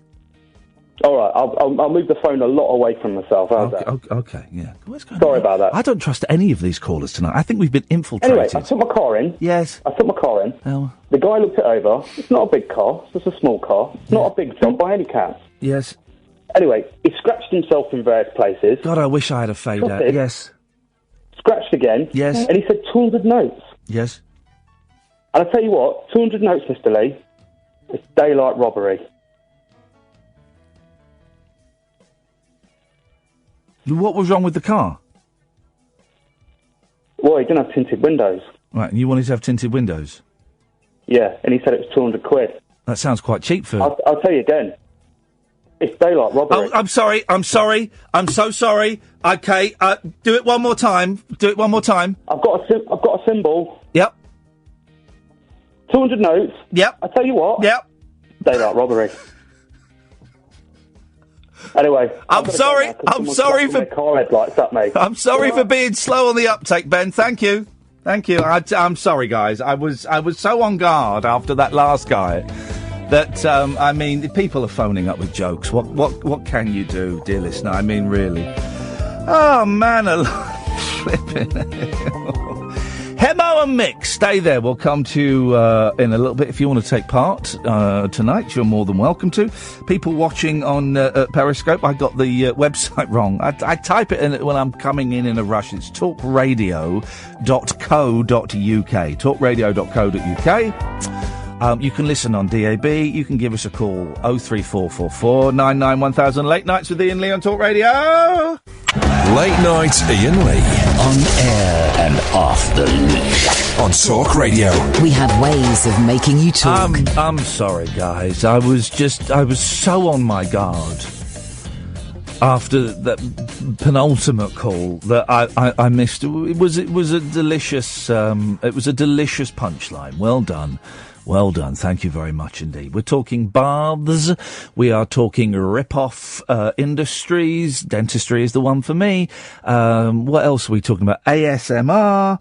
And things that you do before you pay to go and have someone do that thing for you. 0344 499 1000 is the phone number. We call you back.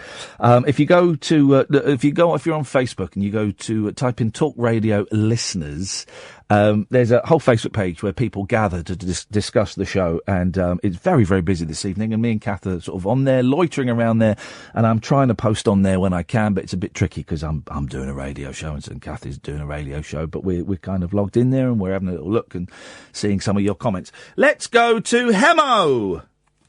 Have you ever made love in a bath?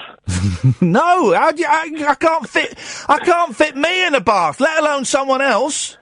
Well, I'm 6'3", so I struggle to fit in a bath, but still give it a try. But without explaining exactly how it works, how does it work? Who sits where? Because surely one has to sit at one end and one at the other. I sort of lie down in it, and she'll just get down on top. Sorry? And there's no... Because I don't want to go underwater or anything. Okay. You know what I'm saying? You don't have to go underwater. Okay, so I don't... Well, you have to be... Your body has to be underwater. Yeah, I want my body, but I don't want to go snorkeling. No, why would you do that? Unless you have a snorkel. Yeah. But, so... okay. The only problem is, I must say... Here we go. Lubrication. What? The water does something to it. Why are you using an artificial lubricant in the bath? No, I'm not. That's what I mean. I'm just talking about the general lubrication that's going on. Okay. The natural.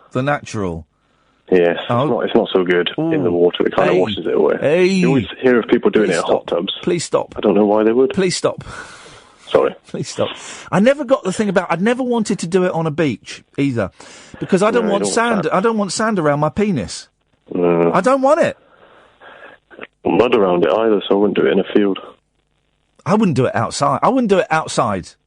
No. We've actually had this discussion before, and you did say you only want to do it in a bed. I do only want to do it in a bed. You're absolutely right. What have you got for us, Hemo? Well, dentist. Yes. I think somehow I've saved loads of money, because this year, it was just in March, I had my first ever filling. Okay, and how old are you? I'm 30. Okay. Oh, I only had my first ever filling last year at the age of 42. You beat me. Yep, I did beat you, mate. That was my first filling. It was also, 2 weeks before that, my first checkup in 15 years. Oh, hey, there you go. Well, so you saved a fortune. Well, that's the thing. I've always looked after my teeth, and they've always been pretty good. And everyone says, yeah, your teeth look fine.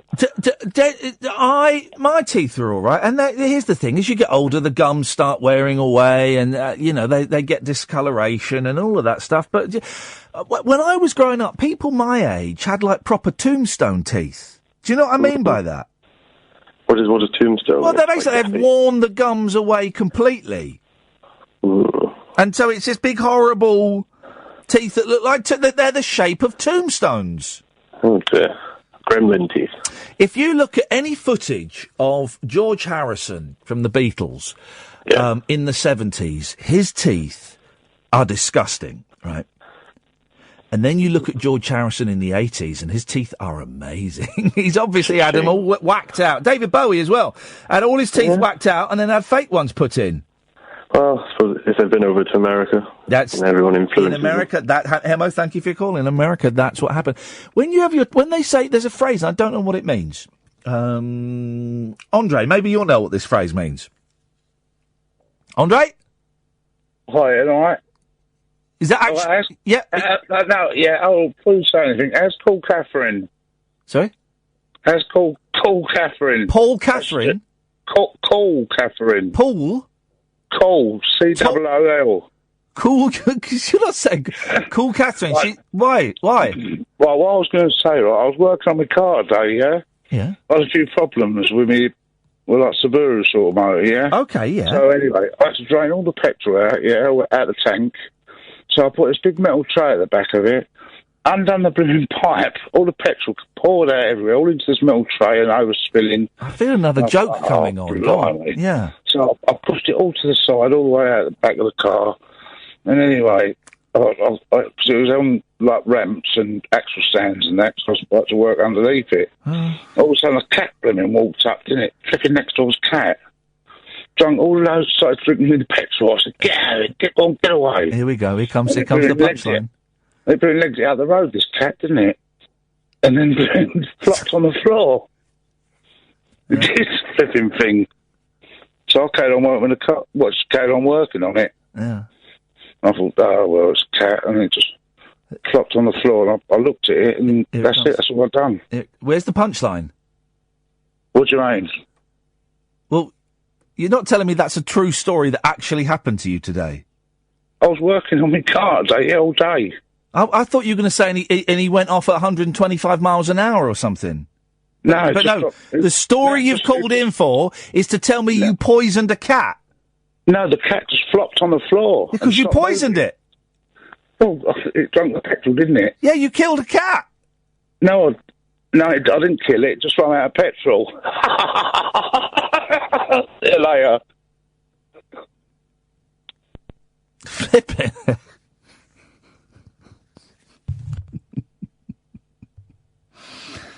Oh, man alive. Why is everyone phoning up doing gags? Have I not made it clear? I don't like gags. I don't like them.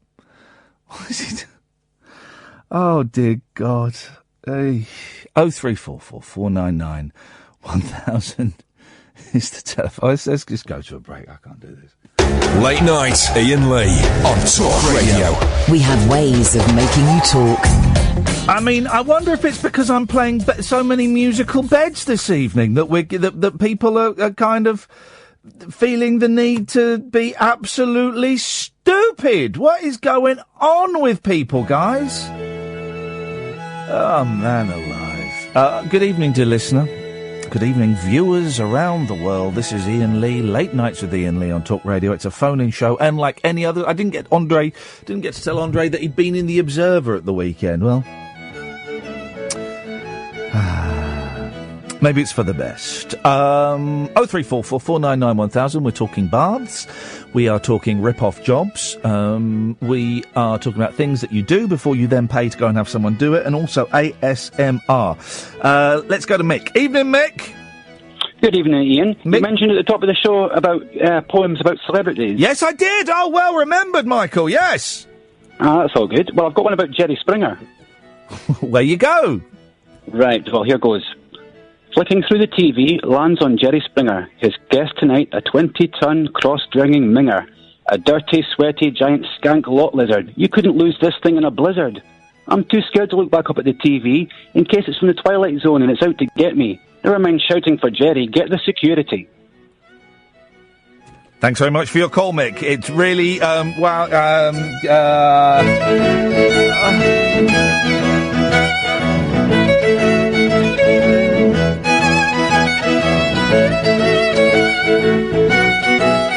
Let's go to Ray. Good evening, Ray. Good evening. Good evening, Ray. I've got concerns. Yes, is your mouth near the phone? You said this the last time. Yes, it is. Right by it. Well, I can't get it much nearer. It sounds rubbish. Why? I can't hear what you're saying. Any better now? No. I'm going to turn off the classical Fleetwood Mac. Try again. Hello. That. Good. Don't move. I'm literally not moving. Right, don't move. What have you got for us? Well, I've just got concerns. I feel like I'm taking part in a radio version of The Truman Show. Why is that, my friend? What's going on? Well, just because I seem to be the only sane person listening. You say that?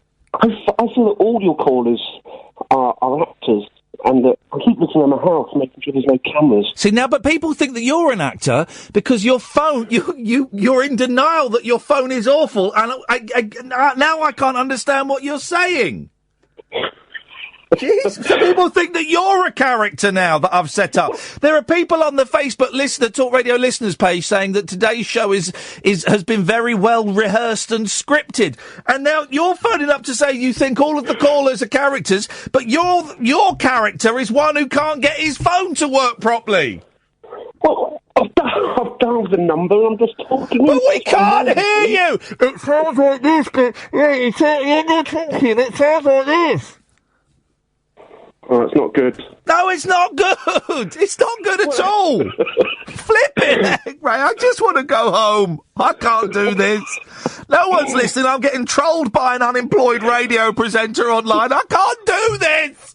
I don't know what to say. You can say goodbye. Bye-bye. There we go. Bye-bye.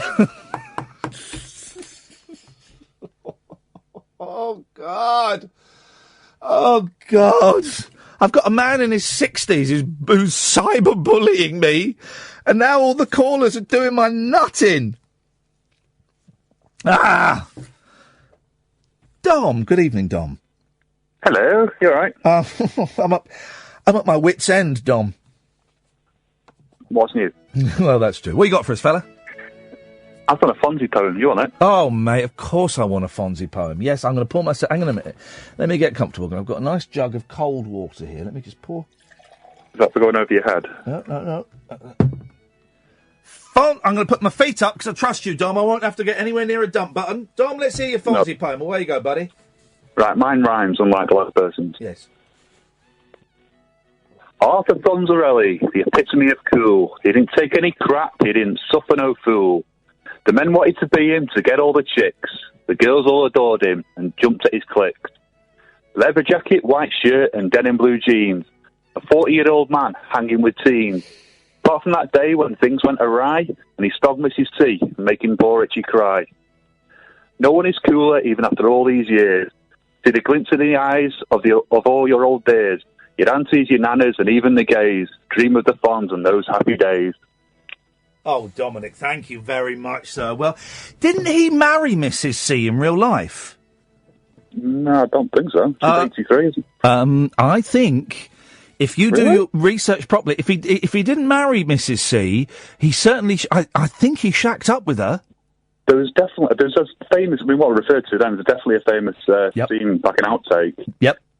I think that was playing on it. But I mean, you've met the guy, you've interviewed him, so... I didn't ask him if he shacked up with Mrs. C in real life, but I am pretty sure I did a terrible job, right, for TV. It wasn't even for Channel 5. It was like a spin-off of Channel 5, like Channel 5 US. And what they were going to do, they were going to show the top 10 Happy Days clips, right? And they wanted me to host it.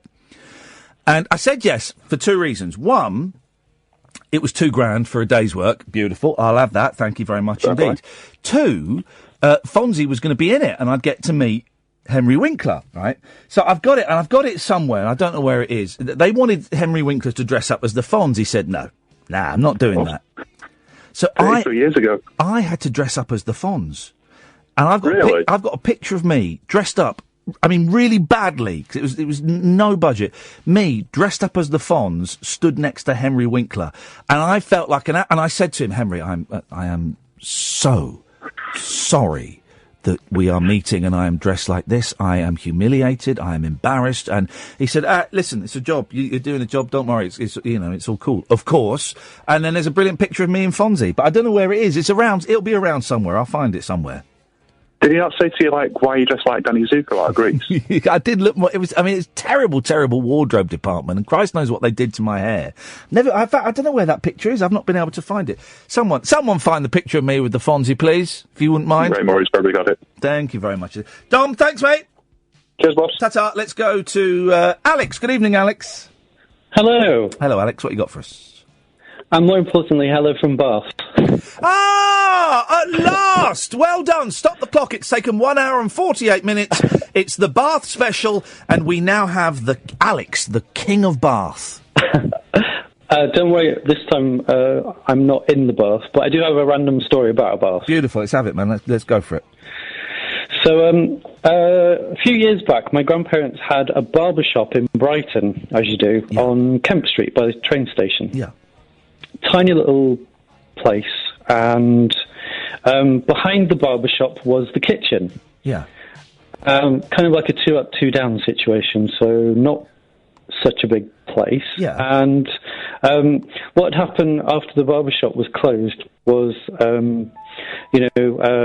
obviously you've got to wash yourself after you've been cutting everybody's hair all day. Yeah. Is my gran would lift the kitchen sideboard, like where your kitchen countertop. Yeah. She'd lift it up, and there was a bath. Oh, beautiful. Well, the olden ways are often the best, aren't they? Yeah.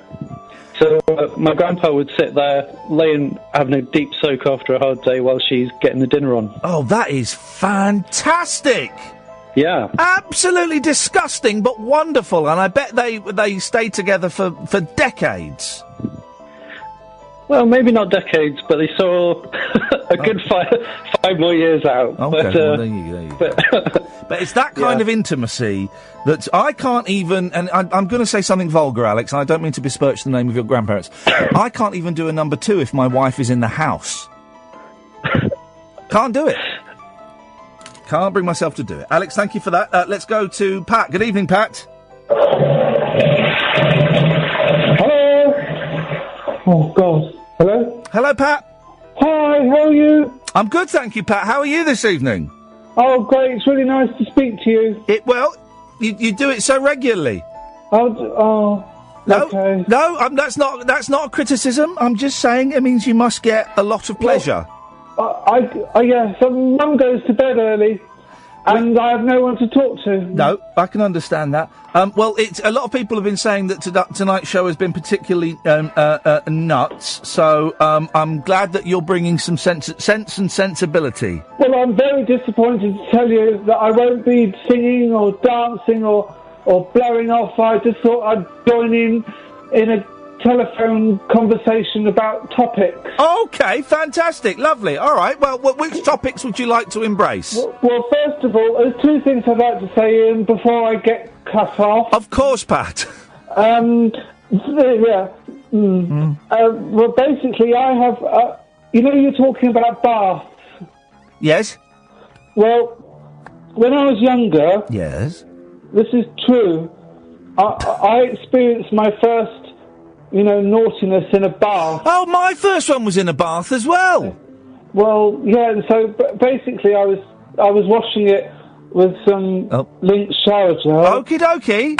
And I got very excited. Yeah, what was the second thing you called in about? There is the rest of that story. I know, but maybe we should save that for another day. Okay. Mum got pregnant. But I can't... Okay, thanks.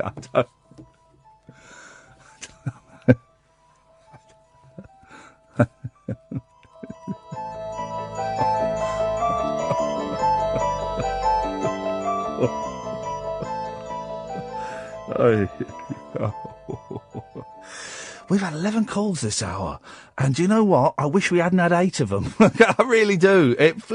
What is going on with you lot? Hey, I did something very brave last night, very brave, and I tweeted it at Iain Lee, if you want to follow me. And I can't believe I did it. And it's the second time I've done it in a space of 2 weeks. I picked up a spider. I went to the bathroom. when I got home, and a spider, they do this, don't they? The spider was hanging from the bathroom tap. Now, what I started to do was I turned on the bathroom tap, the sink, it was the sink.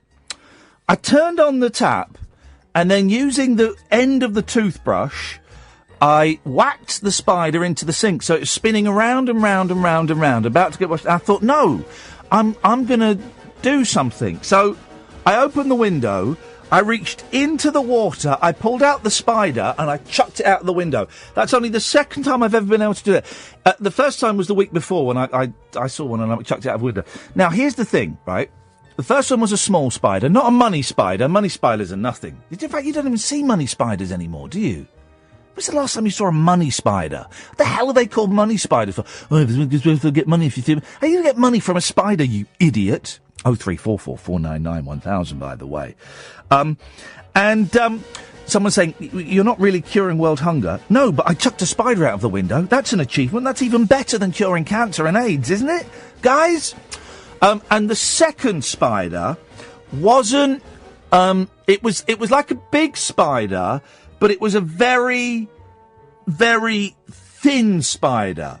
So it was almost like a daddy long legs, but it wasn't. It wasn't one of those big, and it wasn't one of those big hairy black ones. Because I don't think, in fact, even just saying that has made me shudder. I don't think I could pick up, I don't think I'm yet prepared to pick up a big hairy black one and chuck it out of the window. I don't think I could do that. But I felt it was an achievement that I could do that, and that I had made progress by doing that. Because I flipping hate spiders. I mean, I absolutely detest them. They are disgusting things. The number of spiders I have crushed underneath a very big, heavy book. Always get the biggest, heaviest book. And then I would wrap my hand 1, 2, 3, 4, 5, 6, 7, 8, 9, 10, 11, 12 times in toilet paper to scrape it off and then flush it down the toilet. Disgusting. Dirty, dirty things. Anyway, where are we? Oh, look at that. It's nearly midnight. It's nearly midnight. Go and tell the slackers who don't get any calls. 8 calls in the first hour, 11 calls in the second, and New York is still looking pretty good. Pretty good. If you want to give us a call tonight, you'd be more than welcome to. It's been one of those shows. It's been one of those weird shows. What have we talked about? Let's have a little recap. It is, of course, as it's Wednesday, it's a bath special. And that can encompass absolutely anything. Swimming baths, bathroom baths, bird baths, or Bath the City. We've talked about ASMR,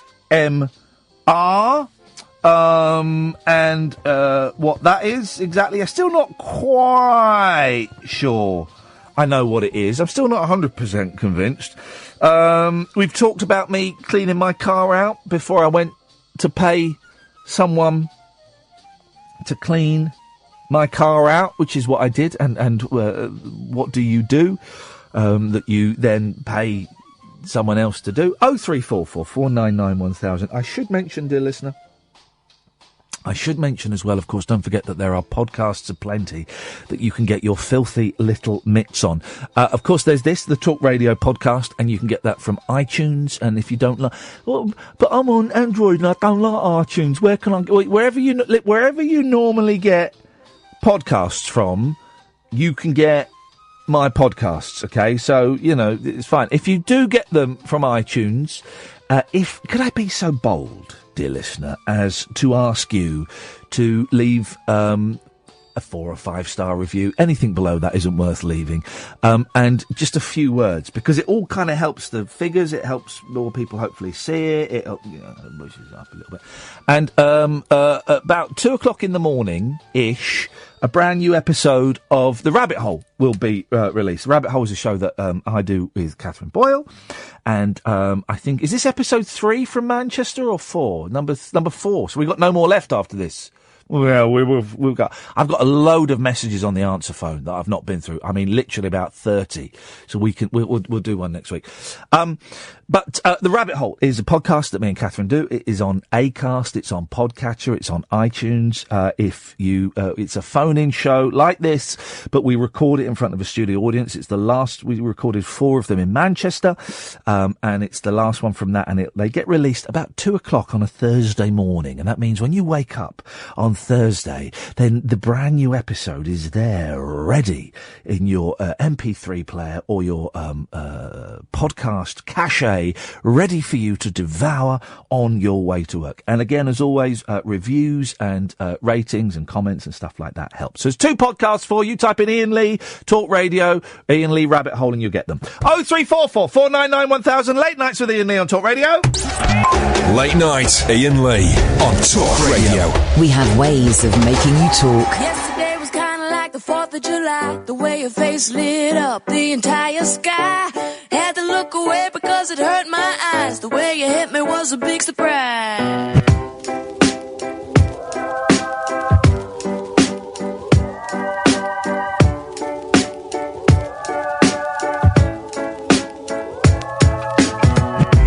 Yesterday I really didn't know what to say. I wasn't making any sense, but I felt okay. Asked you if it was my birthday. This kind of thing don't happen every day.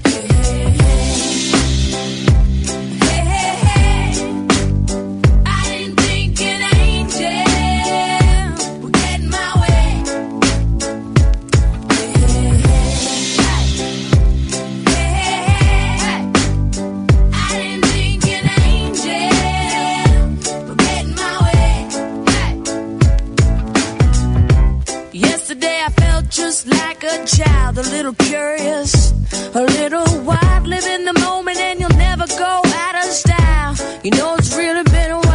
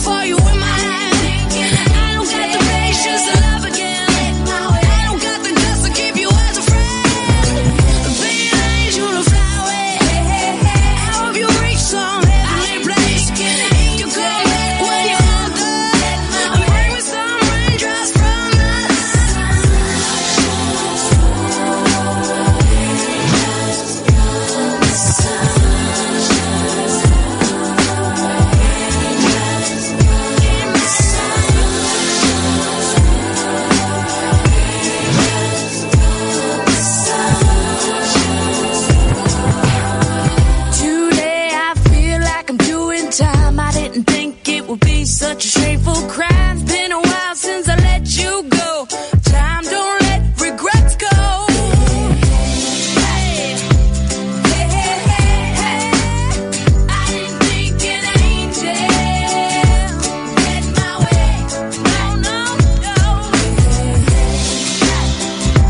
Hey, hey, hey, hey. I didn't think an angel get my way. Hey. So I gotta welcome angels, welcome angels, welcome angels, welcome angels,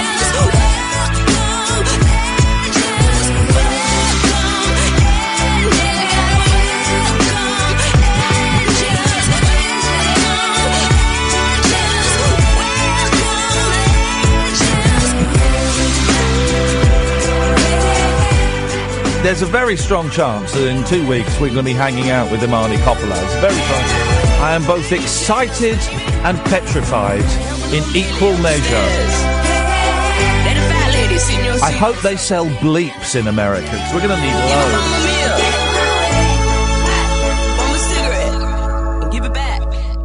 we go. Hopefully, fingers... Oh, steady.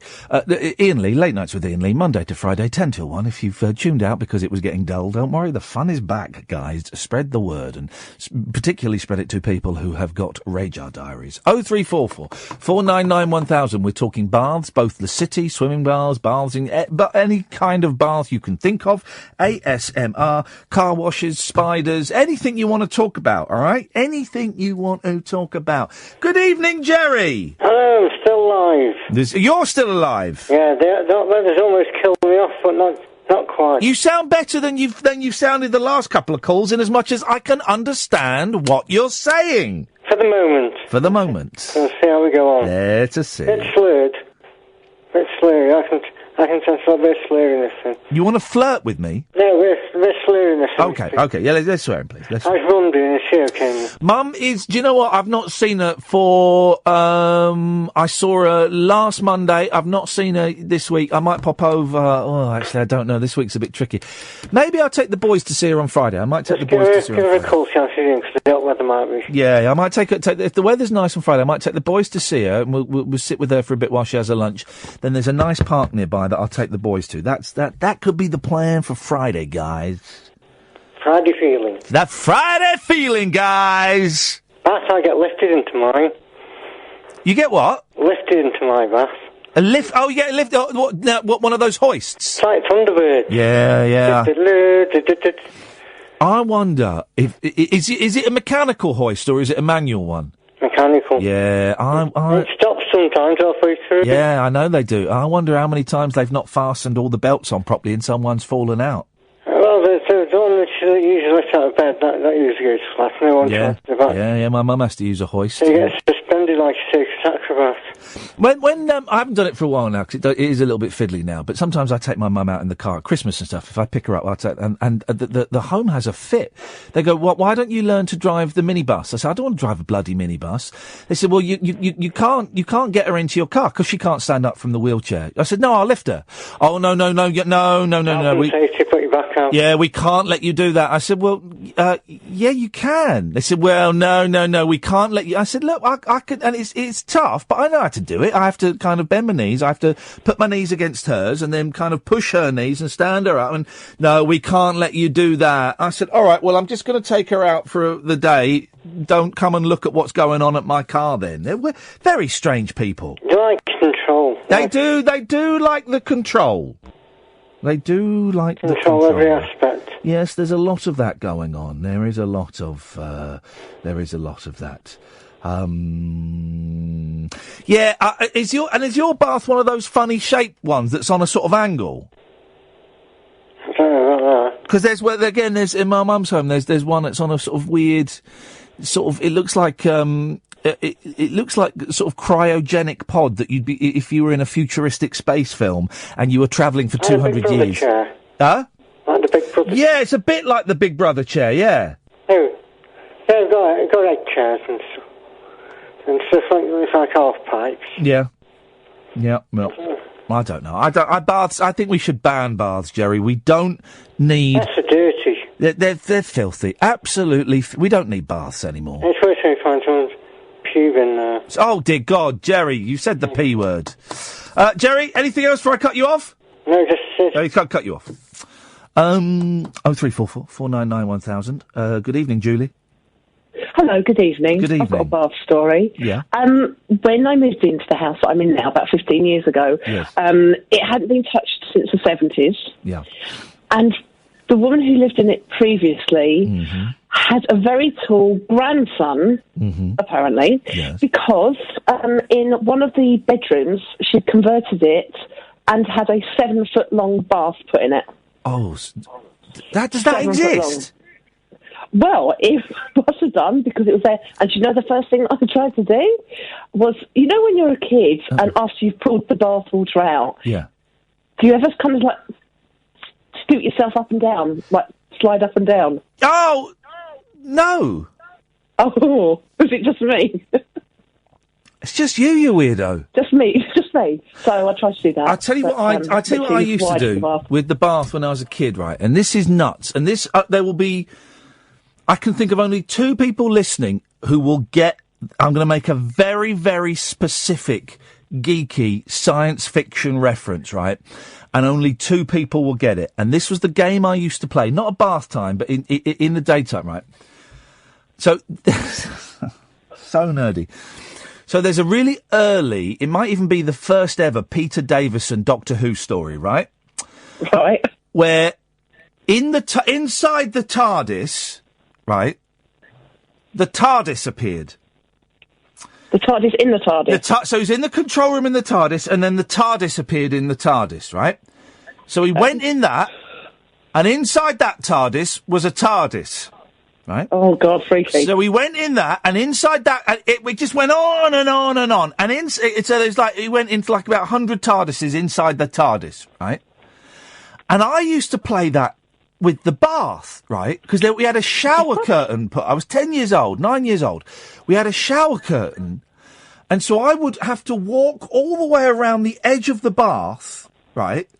And then go around the shower curtain. And then I'd be inside the next TARDIS. And then I would walk all the way around again, and then I'd be in the next TARDIS. And so I'd do that about 15, so I was in like 15 TARDISes. And then I had to get out. I couldn't just go, oh, that's the end of the game, I'm off. I had to walk out of all the TARDISes that I'd walked into. And you called me weird for sliding up and down in an empty bath. I apologise for that, Julie. That was obviously misplaced of me to call you that. But you were a grown woman when you did that. Yeah, fair enough. Isn't it disappointing when you can't swim in a bath? No. And as kids, I always remember trying to swim as a kid in the bath, and I couldn't work out why I couldn't swim. Of course, it's too shallow and it's not big enough, and but there's just something about baths that are. Do they have baths in America? Don't know. That's a good question. I've never seen anyone take a bath in America. And apart from cowboys in a metal bath. Yeah, cowboys in metal baths. But I've never seen it. You don't. Right, I'm trying to think of all the bathrooms I've seen in Hollywood cinema, and so far the only bathroom I can think of is I'm thinking of the Home Alone one. I'm thinking of in Jacob's Ladder with Tim Robbins, where he's submerged in a bath in that. Okay, so they do. Okay, well then they have baths in America. Mystery solved. That's fine. That mystery is solved. They have. It just feels like a very British thing. I can't stand baths. They're a waste of time. They are a waste. You're in there going, right, all right, I'm clean now. Now what? Relax. No, can't do that. No. Can't. And as we've heard from Pat's call, terrible things can happen in a bath. Yes. Yes, Julie, thank you very much indeed. 0344 499 1000. We have discovered, if we have learnt nothing else this evening, that in America they do have baths, so that's absolutely something to get excited about. You can call in the Bath Special, proving to be easily one of the most successful shows on Talk Radio. We should have told the boss, and he could have attempted to get a sponsorship by baths. Never mind. We'll have a whip round afterwards. 0344 499 1000. For the first time since the beginning of the show, the switchboard is empty. Absolutely empty. 8 calls the first hour, 11 calls in the second. We've had a couple this. If you want to call in, you're more than welcome to. And if not, that's absolutely groovy too. Late Nights with Iain Lee on Talk Radio.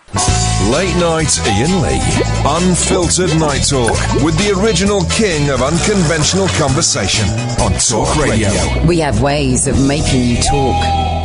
For the first time this evening, dear listener, we have no calls. We have 0 calls. There are no calls. So if you want to call in, 0344 499 1000 is the telephone number. The calls will cost you pennies, if anything. They will quite probably be free. And also, you'll speak to Catherine. She'll take your name and number, and she will give you a call back. How's about them apples? And you can call in about absolutely anything you want. We're sat here talking nonsense about baths, and talking, we're sat here talking nonsense. You can call in and join join in the nonsense, or you can talk rubbish, whatever you want. It's up to you. Brad's on the line. Good evening, Brad. Hello. Hey, Brad, how you doing? Yeah, not so bad. And it took, literally, we've got no other callers. I saw you call up 5 seconds ago. Boom, suddenly you're on the air. Couldn't believe it. Dreams can come true, Brad. Indeed. How long have you been listening to this show for, please? About, I don't know, 6 months now. And what? How did you discover it? Well, a couple of my mates listening, and they got me on board. Well done, your mates. We had a little hiatus of about 2 months, but we've rediscovered it again. Good, but spread the word. The fun is back, Brad. Get everyone back listening. We need as many listeners as we can get. Yeah, we're all on now. Good. We're all back. Good for you and good for your mates. Although they haven't got the balls to phone in, Brad. So I've got 10 times more respect for you than I have for those losers. What you got for us, Brad? Oh, just talking about baths. Well, you can't stand them. Go. Well, you can't. Well, you fall over if you do. But. You're bloody angry about them. Tell me why. Well, I'm traumatised, to be honest. What happened? When I was a little kid, actually. Yeah. Well, we used to share the bathwater, you know, me and my brothers. Yes, yes. Yeah. Well, my brother, he must have been about 7 years old, and I was 5. Uh-oh. And he thought it would be funny to leave a number 2 in Oh, no, he did not! Yeah. He did, Brad, you what? We have had prank after prank after prank call this evening. Don't wind me up like this. No, it's true. He really? Yeah. Dirty git. Horrible. Got straight out again. I bet he's now traumatised. I bet he's now a convicted sex offender, isn't he? Sex crime. Exactly. That is outrageous behaviour. Yeah, horrible. Now every time I look at a bath, like, you just get flashbacks, don't you? So I haven't had one for years now.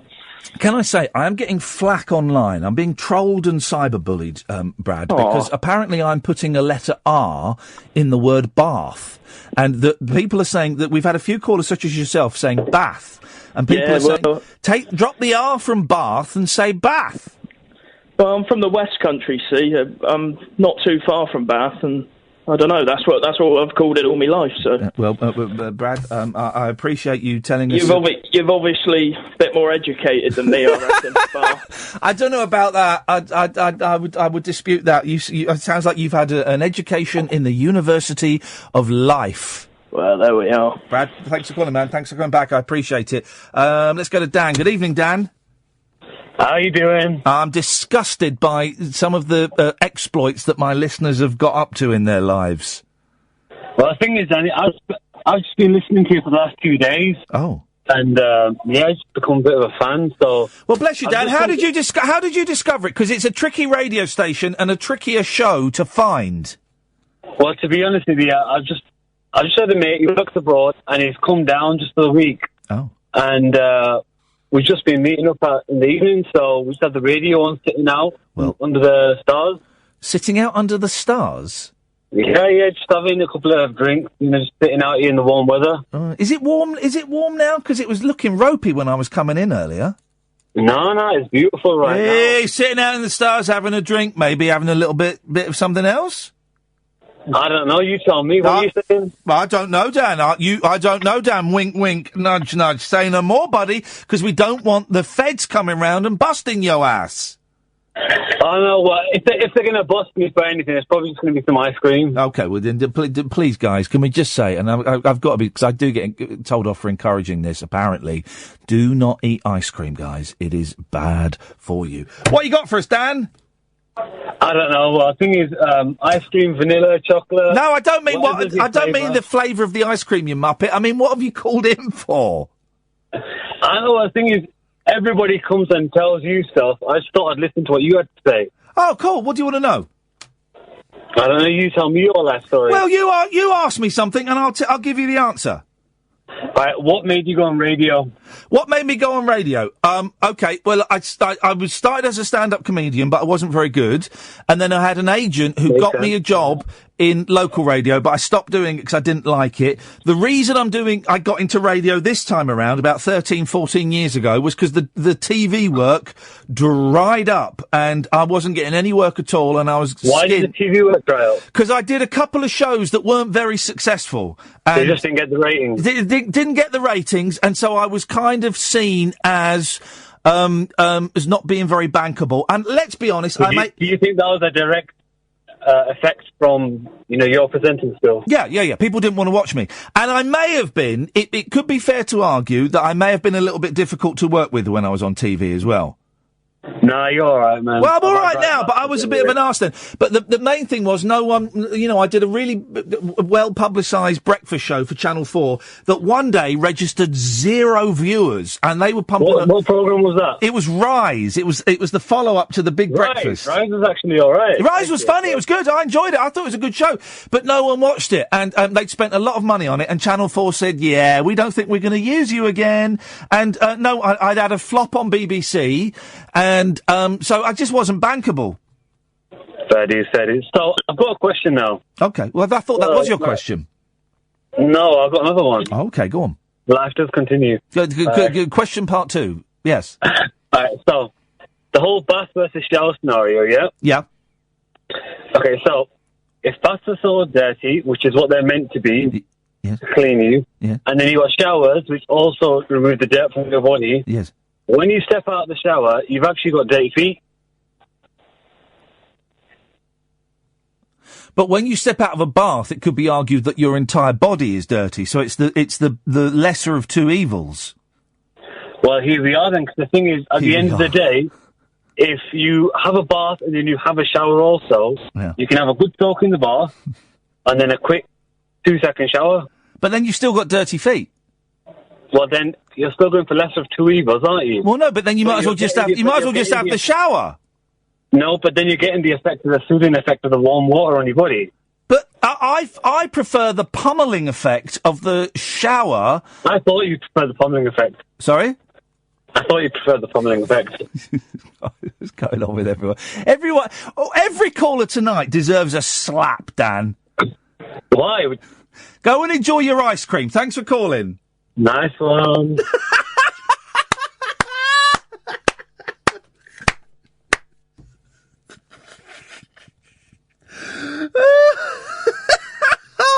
Oh, that's almost as good as, oh, yeah. At the end of a phone call, nice one.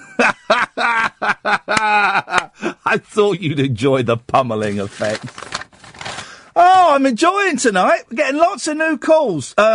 Steve, you're new as well. Good evening, Steve.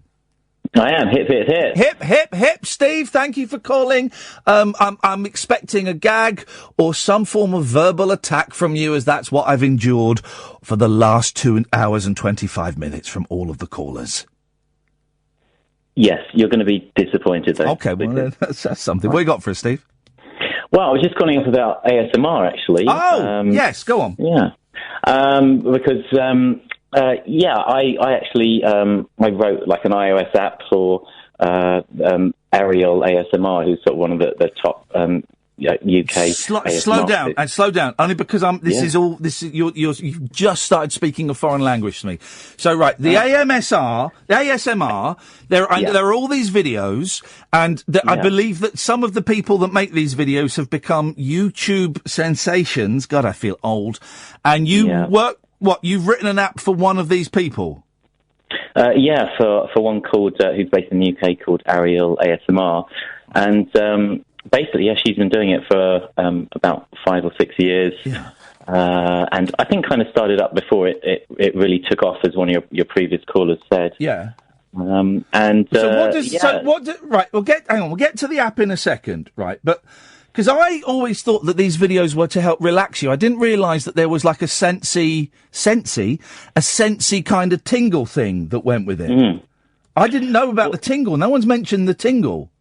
Yeah, this is the thing. I think the important thing to work out is what your triggers are that either give you sort of the tingles or the relaxation effect, because it does appear to be really specific and pretty much different for everybody. Some people strangely like hand movements, relax them and give them the tingles, and other people like the kind of the whispering videos that you kind of heard, and other people like sort of strange. Here we go. Clicking. Yeah. This is it, Ariel. I'm going to just create some lush sounds. I want to just say thank you to the best She's holding a plastic fork and fingering it. For the intro sound, I'm going to just use this fork.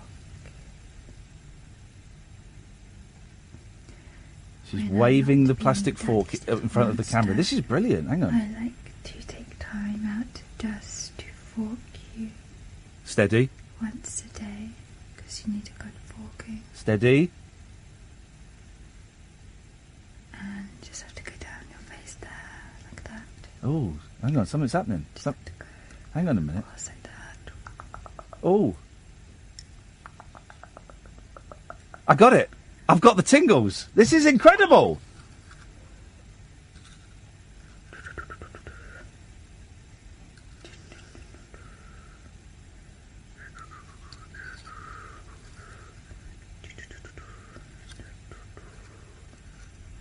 Hang on, let me try another one. Hang on, just stay there, Steve. Stay there. Yeah, sure. I've got. This is your treatment with me. It's called "Let Me Do Your Makeup." I'm doing your makeup. It's why is it the shot? We don't see her face. The camera's on her chest. Yeah, that's right. That's just her style that she does. And okay, so that's not necessarily a thing. It's not that the faces would ruin it. That's just that she likes to have the camera on her ample bosom. Yeah, yeah, she doesn't like to show her face. Yeah. Okay, all right, hang on. It smells of lilac. A bit lilac oils in, just like 5 little drops. Mate, this is nuts. I've got the tingle.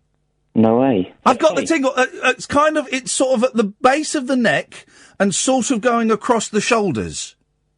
Okay. Does that sound right? Well, do you know, like, I don't get it. This is the tragic thing. Oh, no. But, yeah, you get it, so that's amazing. Well, I think so. I think I'm getting it. Maybe I'm just imagining it because we've been talking about it, but maybe I need to do this. I've got the tingle, and maybe I need to do this in the thing. So you've written an app for her, have you? What happens on the app? Well, it's the same kind of thing. It basically just lets you just download kind of offline a load of different types of her videos, and then you can enjoy them because a lot of people get stressed like flying on planes and things like that. So we've had a lot of good feedback. People said because they haven't got an internet connection on the plane and things like that, that they just listen to the videos or watch them as they're getting stressed on an airplane or lying on a beach or something, and they just really relax with them. Give a plug for it, Steve. Because app making is it's like black magic to me. I don't know what kind of voodoo gets. How do you make it? How do you make an app that then people can go and download it and then it's on their phones and then honestly I don't. What do they have to type in to try and find it? With just Ariel ASMR on the iTunes store, the Apple Store. Yeah. If anyone gets it and has a go, give it. I've got that. Honestly, I've got the tingle. Ooh, awesome. All right. And it's reminiscent of something that I can't. It's not sexual at all. It's reminiscent of something that I can't. I want to yawn. I can't quite put my finger on, but there's a sense memory there. Steve, I'm glad you called because I'm going to watch some more of this. Give it a go, yeah. All right. Nice one, Steve. Thank you, mate. No worries, man. All right, cheers. Bye-bye. I felt the tingle. And it's at the back of my neck, bottom of my neck, just across my shoulders. And it's sort of like, let me try and describe it, because maybe I've not got it, and maybe I'm feeling something else. It's making me sort of want to yawn, so I'm on the edge of a yawn. Here comes the yawn. And it's sort of like, it's pleasurable, but it's not completely pleasurable. This is sounding really... It feels like I'm trying to grab something pleasurable, but I can't quite grab it. So it sort of feels, and again, it's not sexual, it's not an orgasm or anything like that. It's sort of, are you talking about the feeling or the video that's the feeling? Kath's saying it's semi-cringy. It's sort of like I'm on the edge of something really pleasurable, but I'm not quite crossing the line. And again, it's not sexual, it's not an orgasm. That's weird. That is weird. Someone get me some good ASMR videos. That's tomorrow sorted. Forget emailing John Ronson and Richard Bacon in America. Forget that. I'm watching ASMR. It's better than the usual stuff I watch online. 0344 499 1000. Andrew, Mark, stay there. Come to you after this. Across the UK, online and on DAB. Late night, Iain Lee on Talk Radio. We have ways of making you talk. Get rid of the music. Get rid of the music. I want to do one. There's got, because these people have got like, she's had hundreds of thousands of hits and views. There's got to be money in this. I need something to. You need that fork. It's that plastic fork. There we go. I've got a pin century machine for a bank. I've got this. I'm fine. I've got this. If you're watching on Periscope, this is for you, right? I'm going to give you the personal attention that you need. Just pressing the buttons. That 5 feels nice because there are 2 nodules on it for blind people, so they know where the 5 is.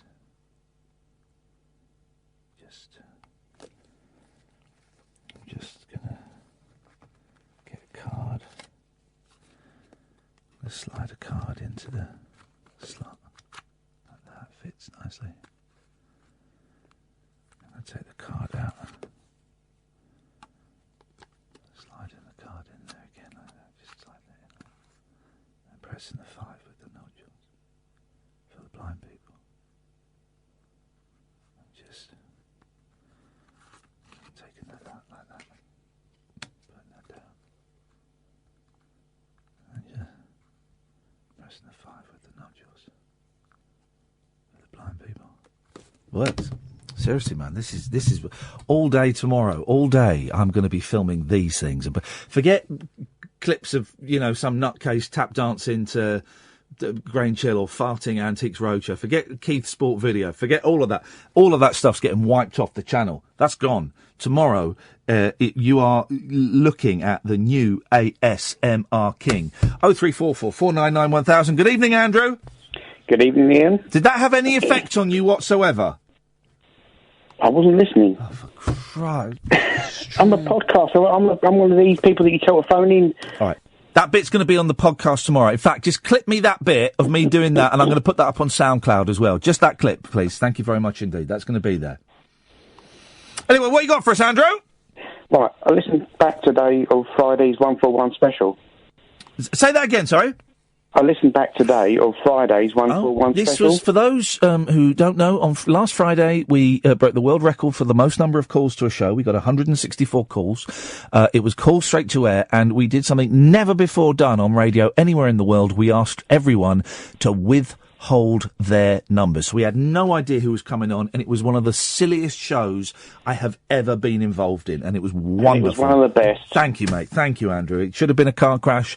Instead, it was a personal triumph. I'm glad you enjoyed it. And it got to the end, and I was listening to it, and I was, yes, and all of a sudden you said, Andrew, hang up. I can see you calling in. Andrew, hang up. Oh, was that you? Yes. Oh, you muppet! Because you were a podcaster, you didn't know what was going on. No. Oh. And I did one for one of me mobile, but I didn't know that it wouldn't withhold my number. That should withhold your number. No. Yes. Apparently it didn't. Yes. No. Yes. Got the evidence. Right, hang on a minute. Sorry, Periscopers, I'm turning you off. I'm going to phone in. Hang on a minute. You think you've got the evidence? What evidence have you got? Right, I'm going to out-evidence you. Right, 141. Yeah. 0344 499 1000. Here we go. Let's just see. Let's just see what happens, shall we? Hang on. Yeah, let's just see. Talk Radio. Calls are charged at your provider's national rate. Okay. Your call will be answered shortly. Thank you for holding. You're very welcome. Yeah, withheld, mate. Withheld. No. Yeah, that's withheld. I did 141 and the number. Yeah. And I've even got it listed on my recent calls. Easy to fake. That's fake news, Andrew. Fake news. Printed it. Fake news. You're like Donald Trump with. Hey, did you see that tweet that Donald Trump did that went viral? Oh yeah, the one that Scott Balcony did a T-shirt for. Yeah, he did this. Halfway through his tweet, someone obviously took the batteries out of him, and he just tweeted nonsense. And my mate Scott runs a T-shirt shop in Uxbridge, Balcony Shirts. He's a genius. He was at work when that happened, right? And he went, oh, I think I can make something. And he designed this brilliant Trump T-shirt with that word on, or whatever it was. And he sold about 100 of them today. It's brilliant, absolutely brilliant.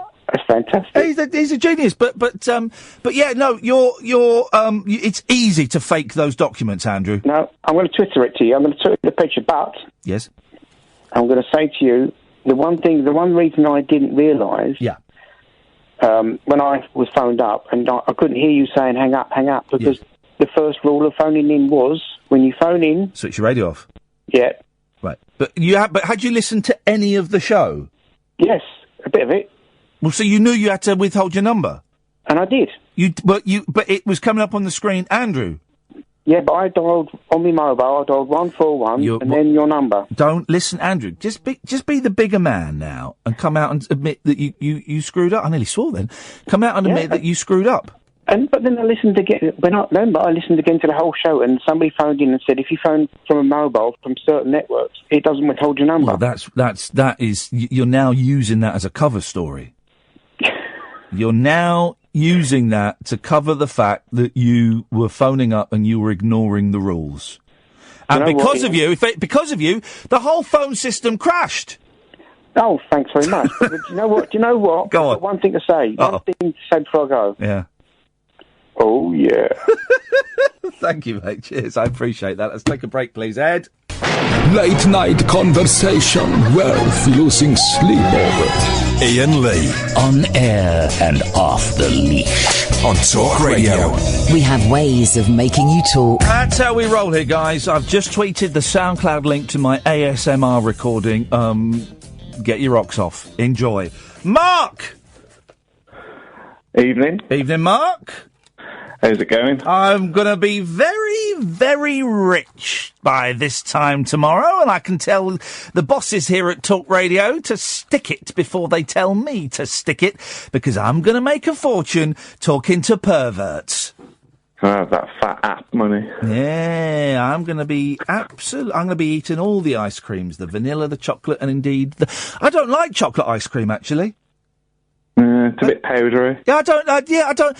I'm allergic to hot chocolate, and I don't like chocolate ice cream. I wonder what's going on there. Oh well, never mind. Can we get nerdy for a minute? You're the last call we've got lined up, so yeah, let's get nerdy for a minute. Yeah. Can I compliment you on your Radio 4 programme yesterday? Oh, thank you very much indeed. For those who missed it, I was on Great Lives talking about the wonderful Andy Kaufman. If you missed it, you can listen to it on the BBC iPlayer. If you download the podcast, I have it on good authority that the podcast is a slightly extended version of the show. And what a thrill it was to talk about one of my all-time comedy heroes. Yeah, mine too. I'm glad you enjoyed it, man. Thank you. It was excellent. There was one thing that you didn't mention, and I didn't know if you knew or not. Yep. Uncle Andy's Playhouse. Yep. Do you know that turned into Pee-wee's Playhouse? Yeah, we did, and we did talk about that.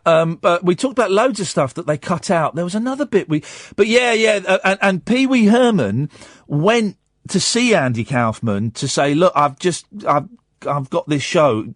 Do you mind if I do it? You know, because it's heavily influenced by you. And Kaufman in his grandeur said, no, I don't mind. Away you go, fella. Thanks very much for asking me. But, we did. Here's a story, right, about what happened that day. It was a broadcasting house. I don't think I told Kath this, right? It was a broadcasting house, right? Yeah. And it was Matthew Parris hosting it, I don't really know a lot about him, but I've listened to him on the radio. He's very well spoken, older gentleman. I don't really know much about him, right? But he's dead clever and he's dead posh, right? So I'm a bit nervous. And it's this guy called Ollie, who's like a comedy expert, and a historian, and the producer, and then Matthew turns up a bit late. And we share a lift together, which is always awkward. And then we walk through the broadcasting house, this very big, strange, meandering building. Me and Ollie on the way out bizarrely, on the way out, Miles said, "You guys can see your own way out, can't you?" Yeah, of course. We got lost.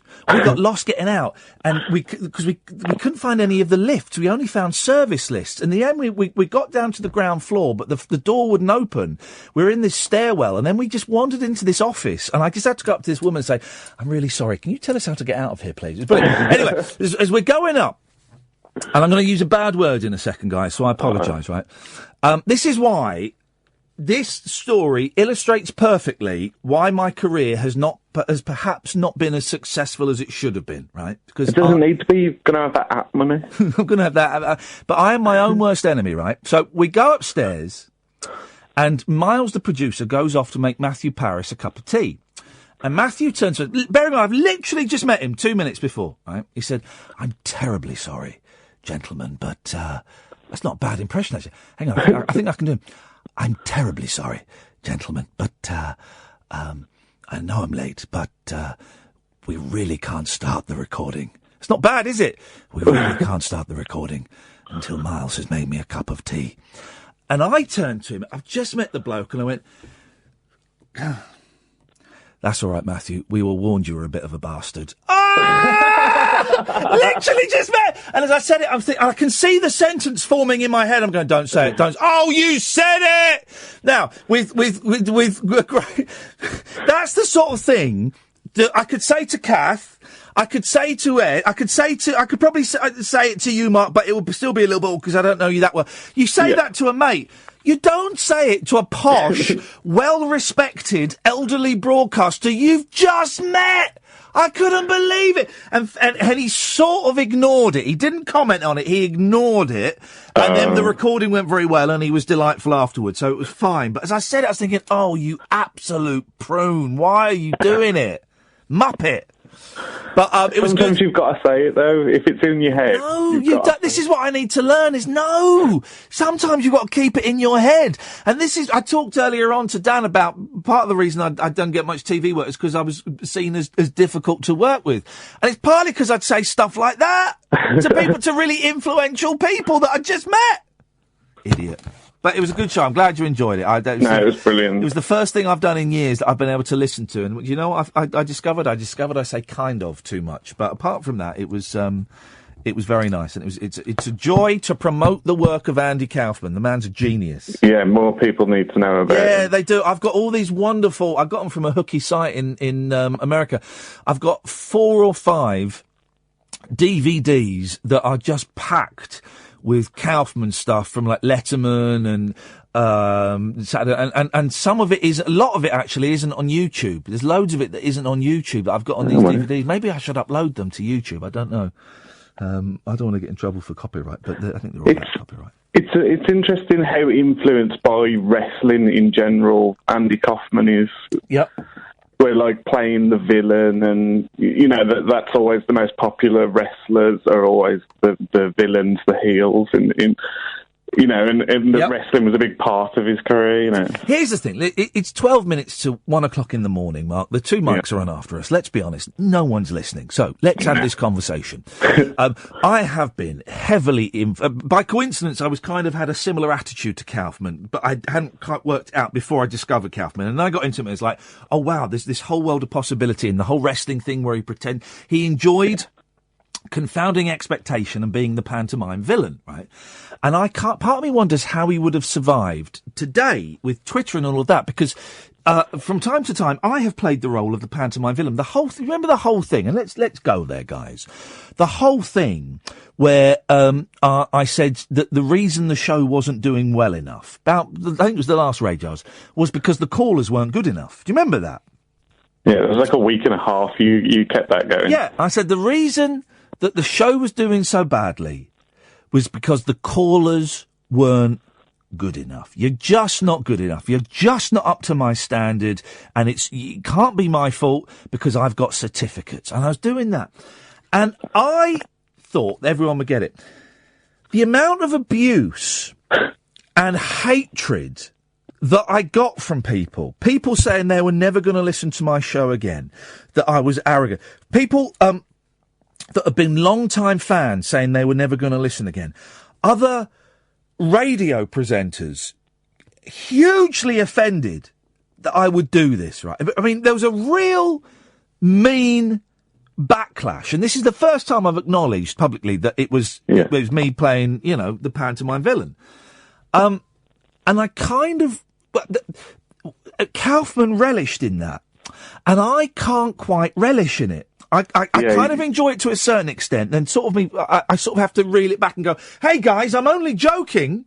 Like at the end of the mean show, you did it for 3 hours, and then you still had to say scene at the end of it. But people still didn't get that.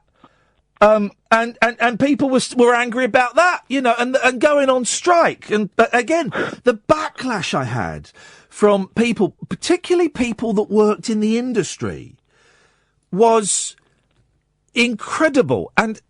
But maybe that's another part of my problem, is that ideas like that, I can't quite see them through to the end. A part of me, I can't quite go all the way and be the bad guy and stab, the hero in the stomach. I pull back at the last minute, and maybe that's something I need to get my head around. Thanks for that, Mark. That was a free bit of therapy. I appreciate that. No worries, that was awesome. Cheers, my dears. Take care. See you later. Let's go to Christian. Good evening, Christian. Evening, mate. You all right? I'm all right, thank you, mate. What you got for us? Well, the wife's just turned the Uber on.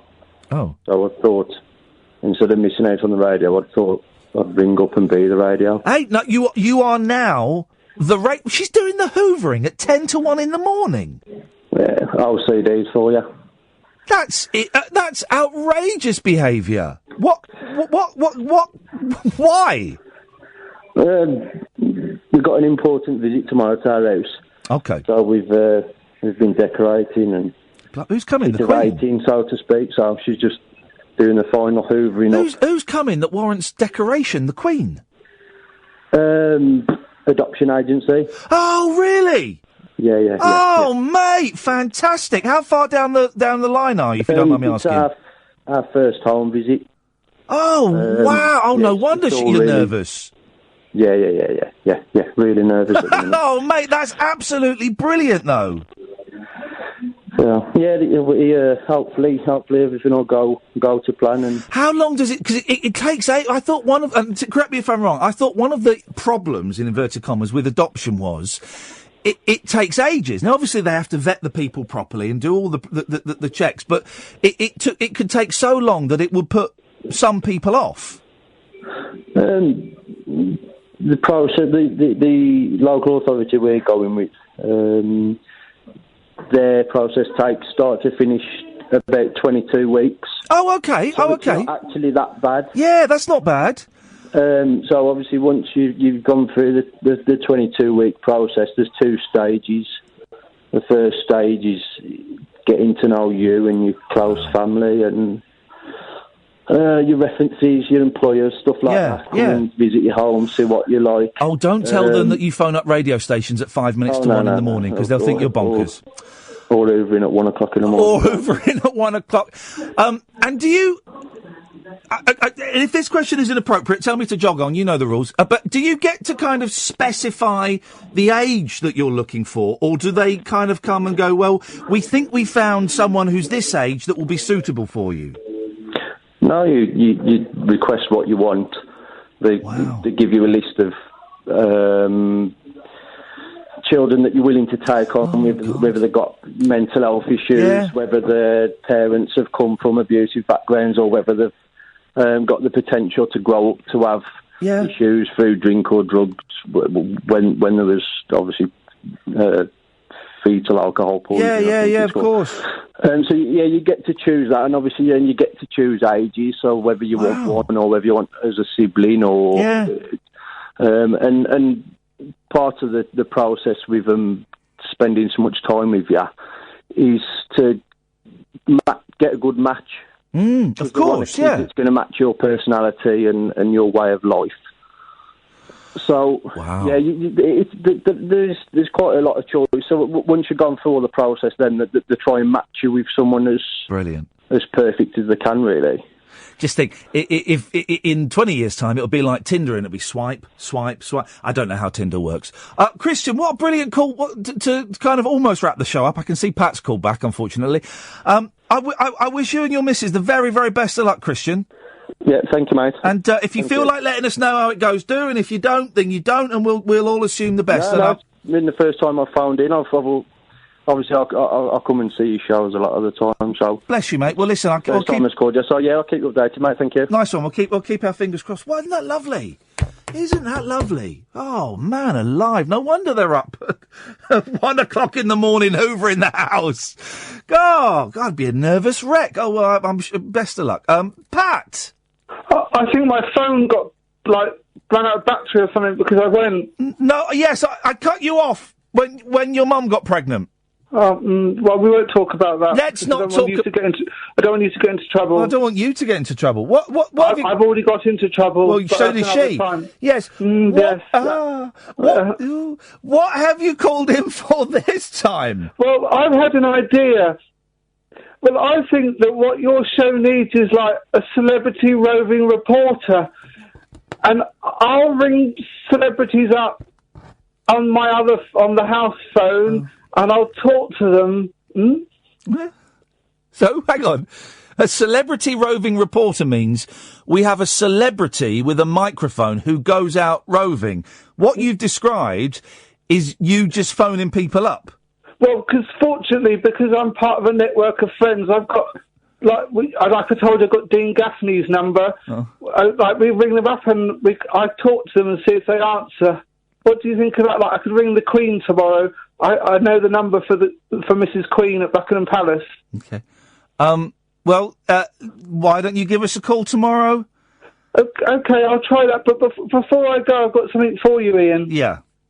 Can you stand up? I'm standing up. Okay, it's a great song to play before you go to bed. Okay? Yep. Can you get Kath to stand up? We've got 30 seconds, Pat, and Kath is standing. Okay, but you have to sort of be near each other. Next time it'll be like three of us together doing it with just in pants. Hang on.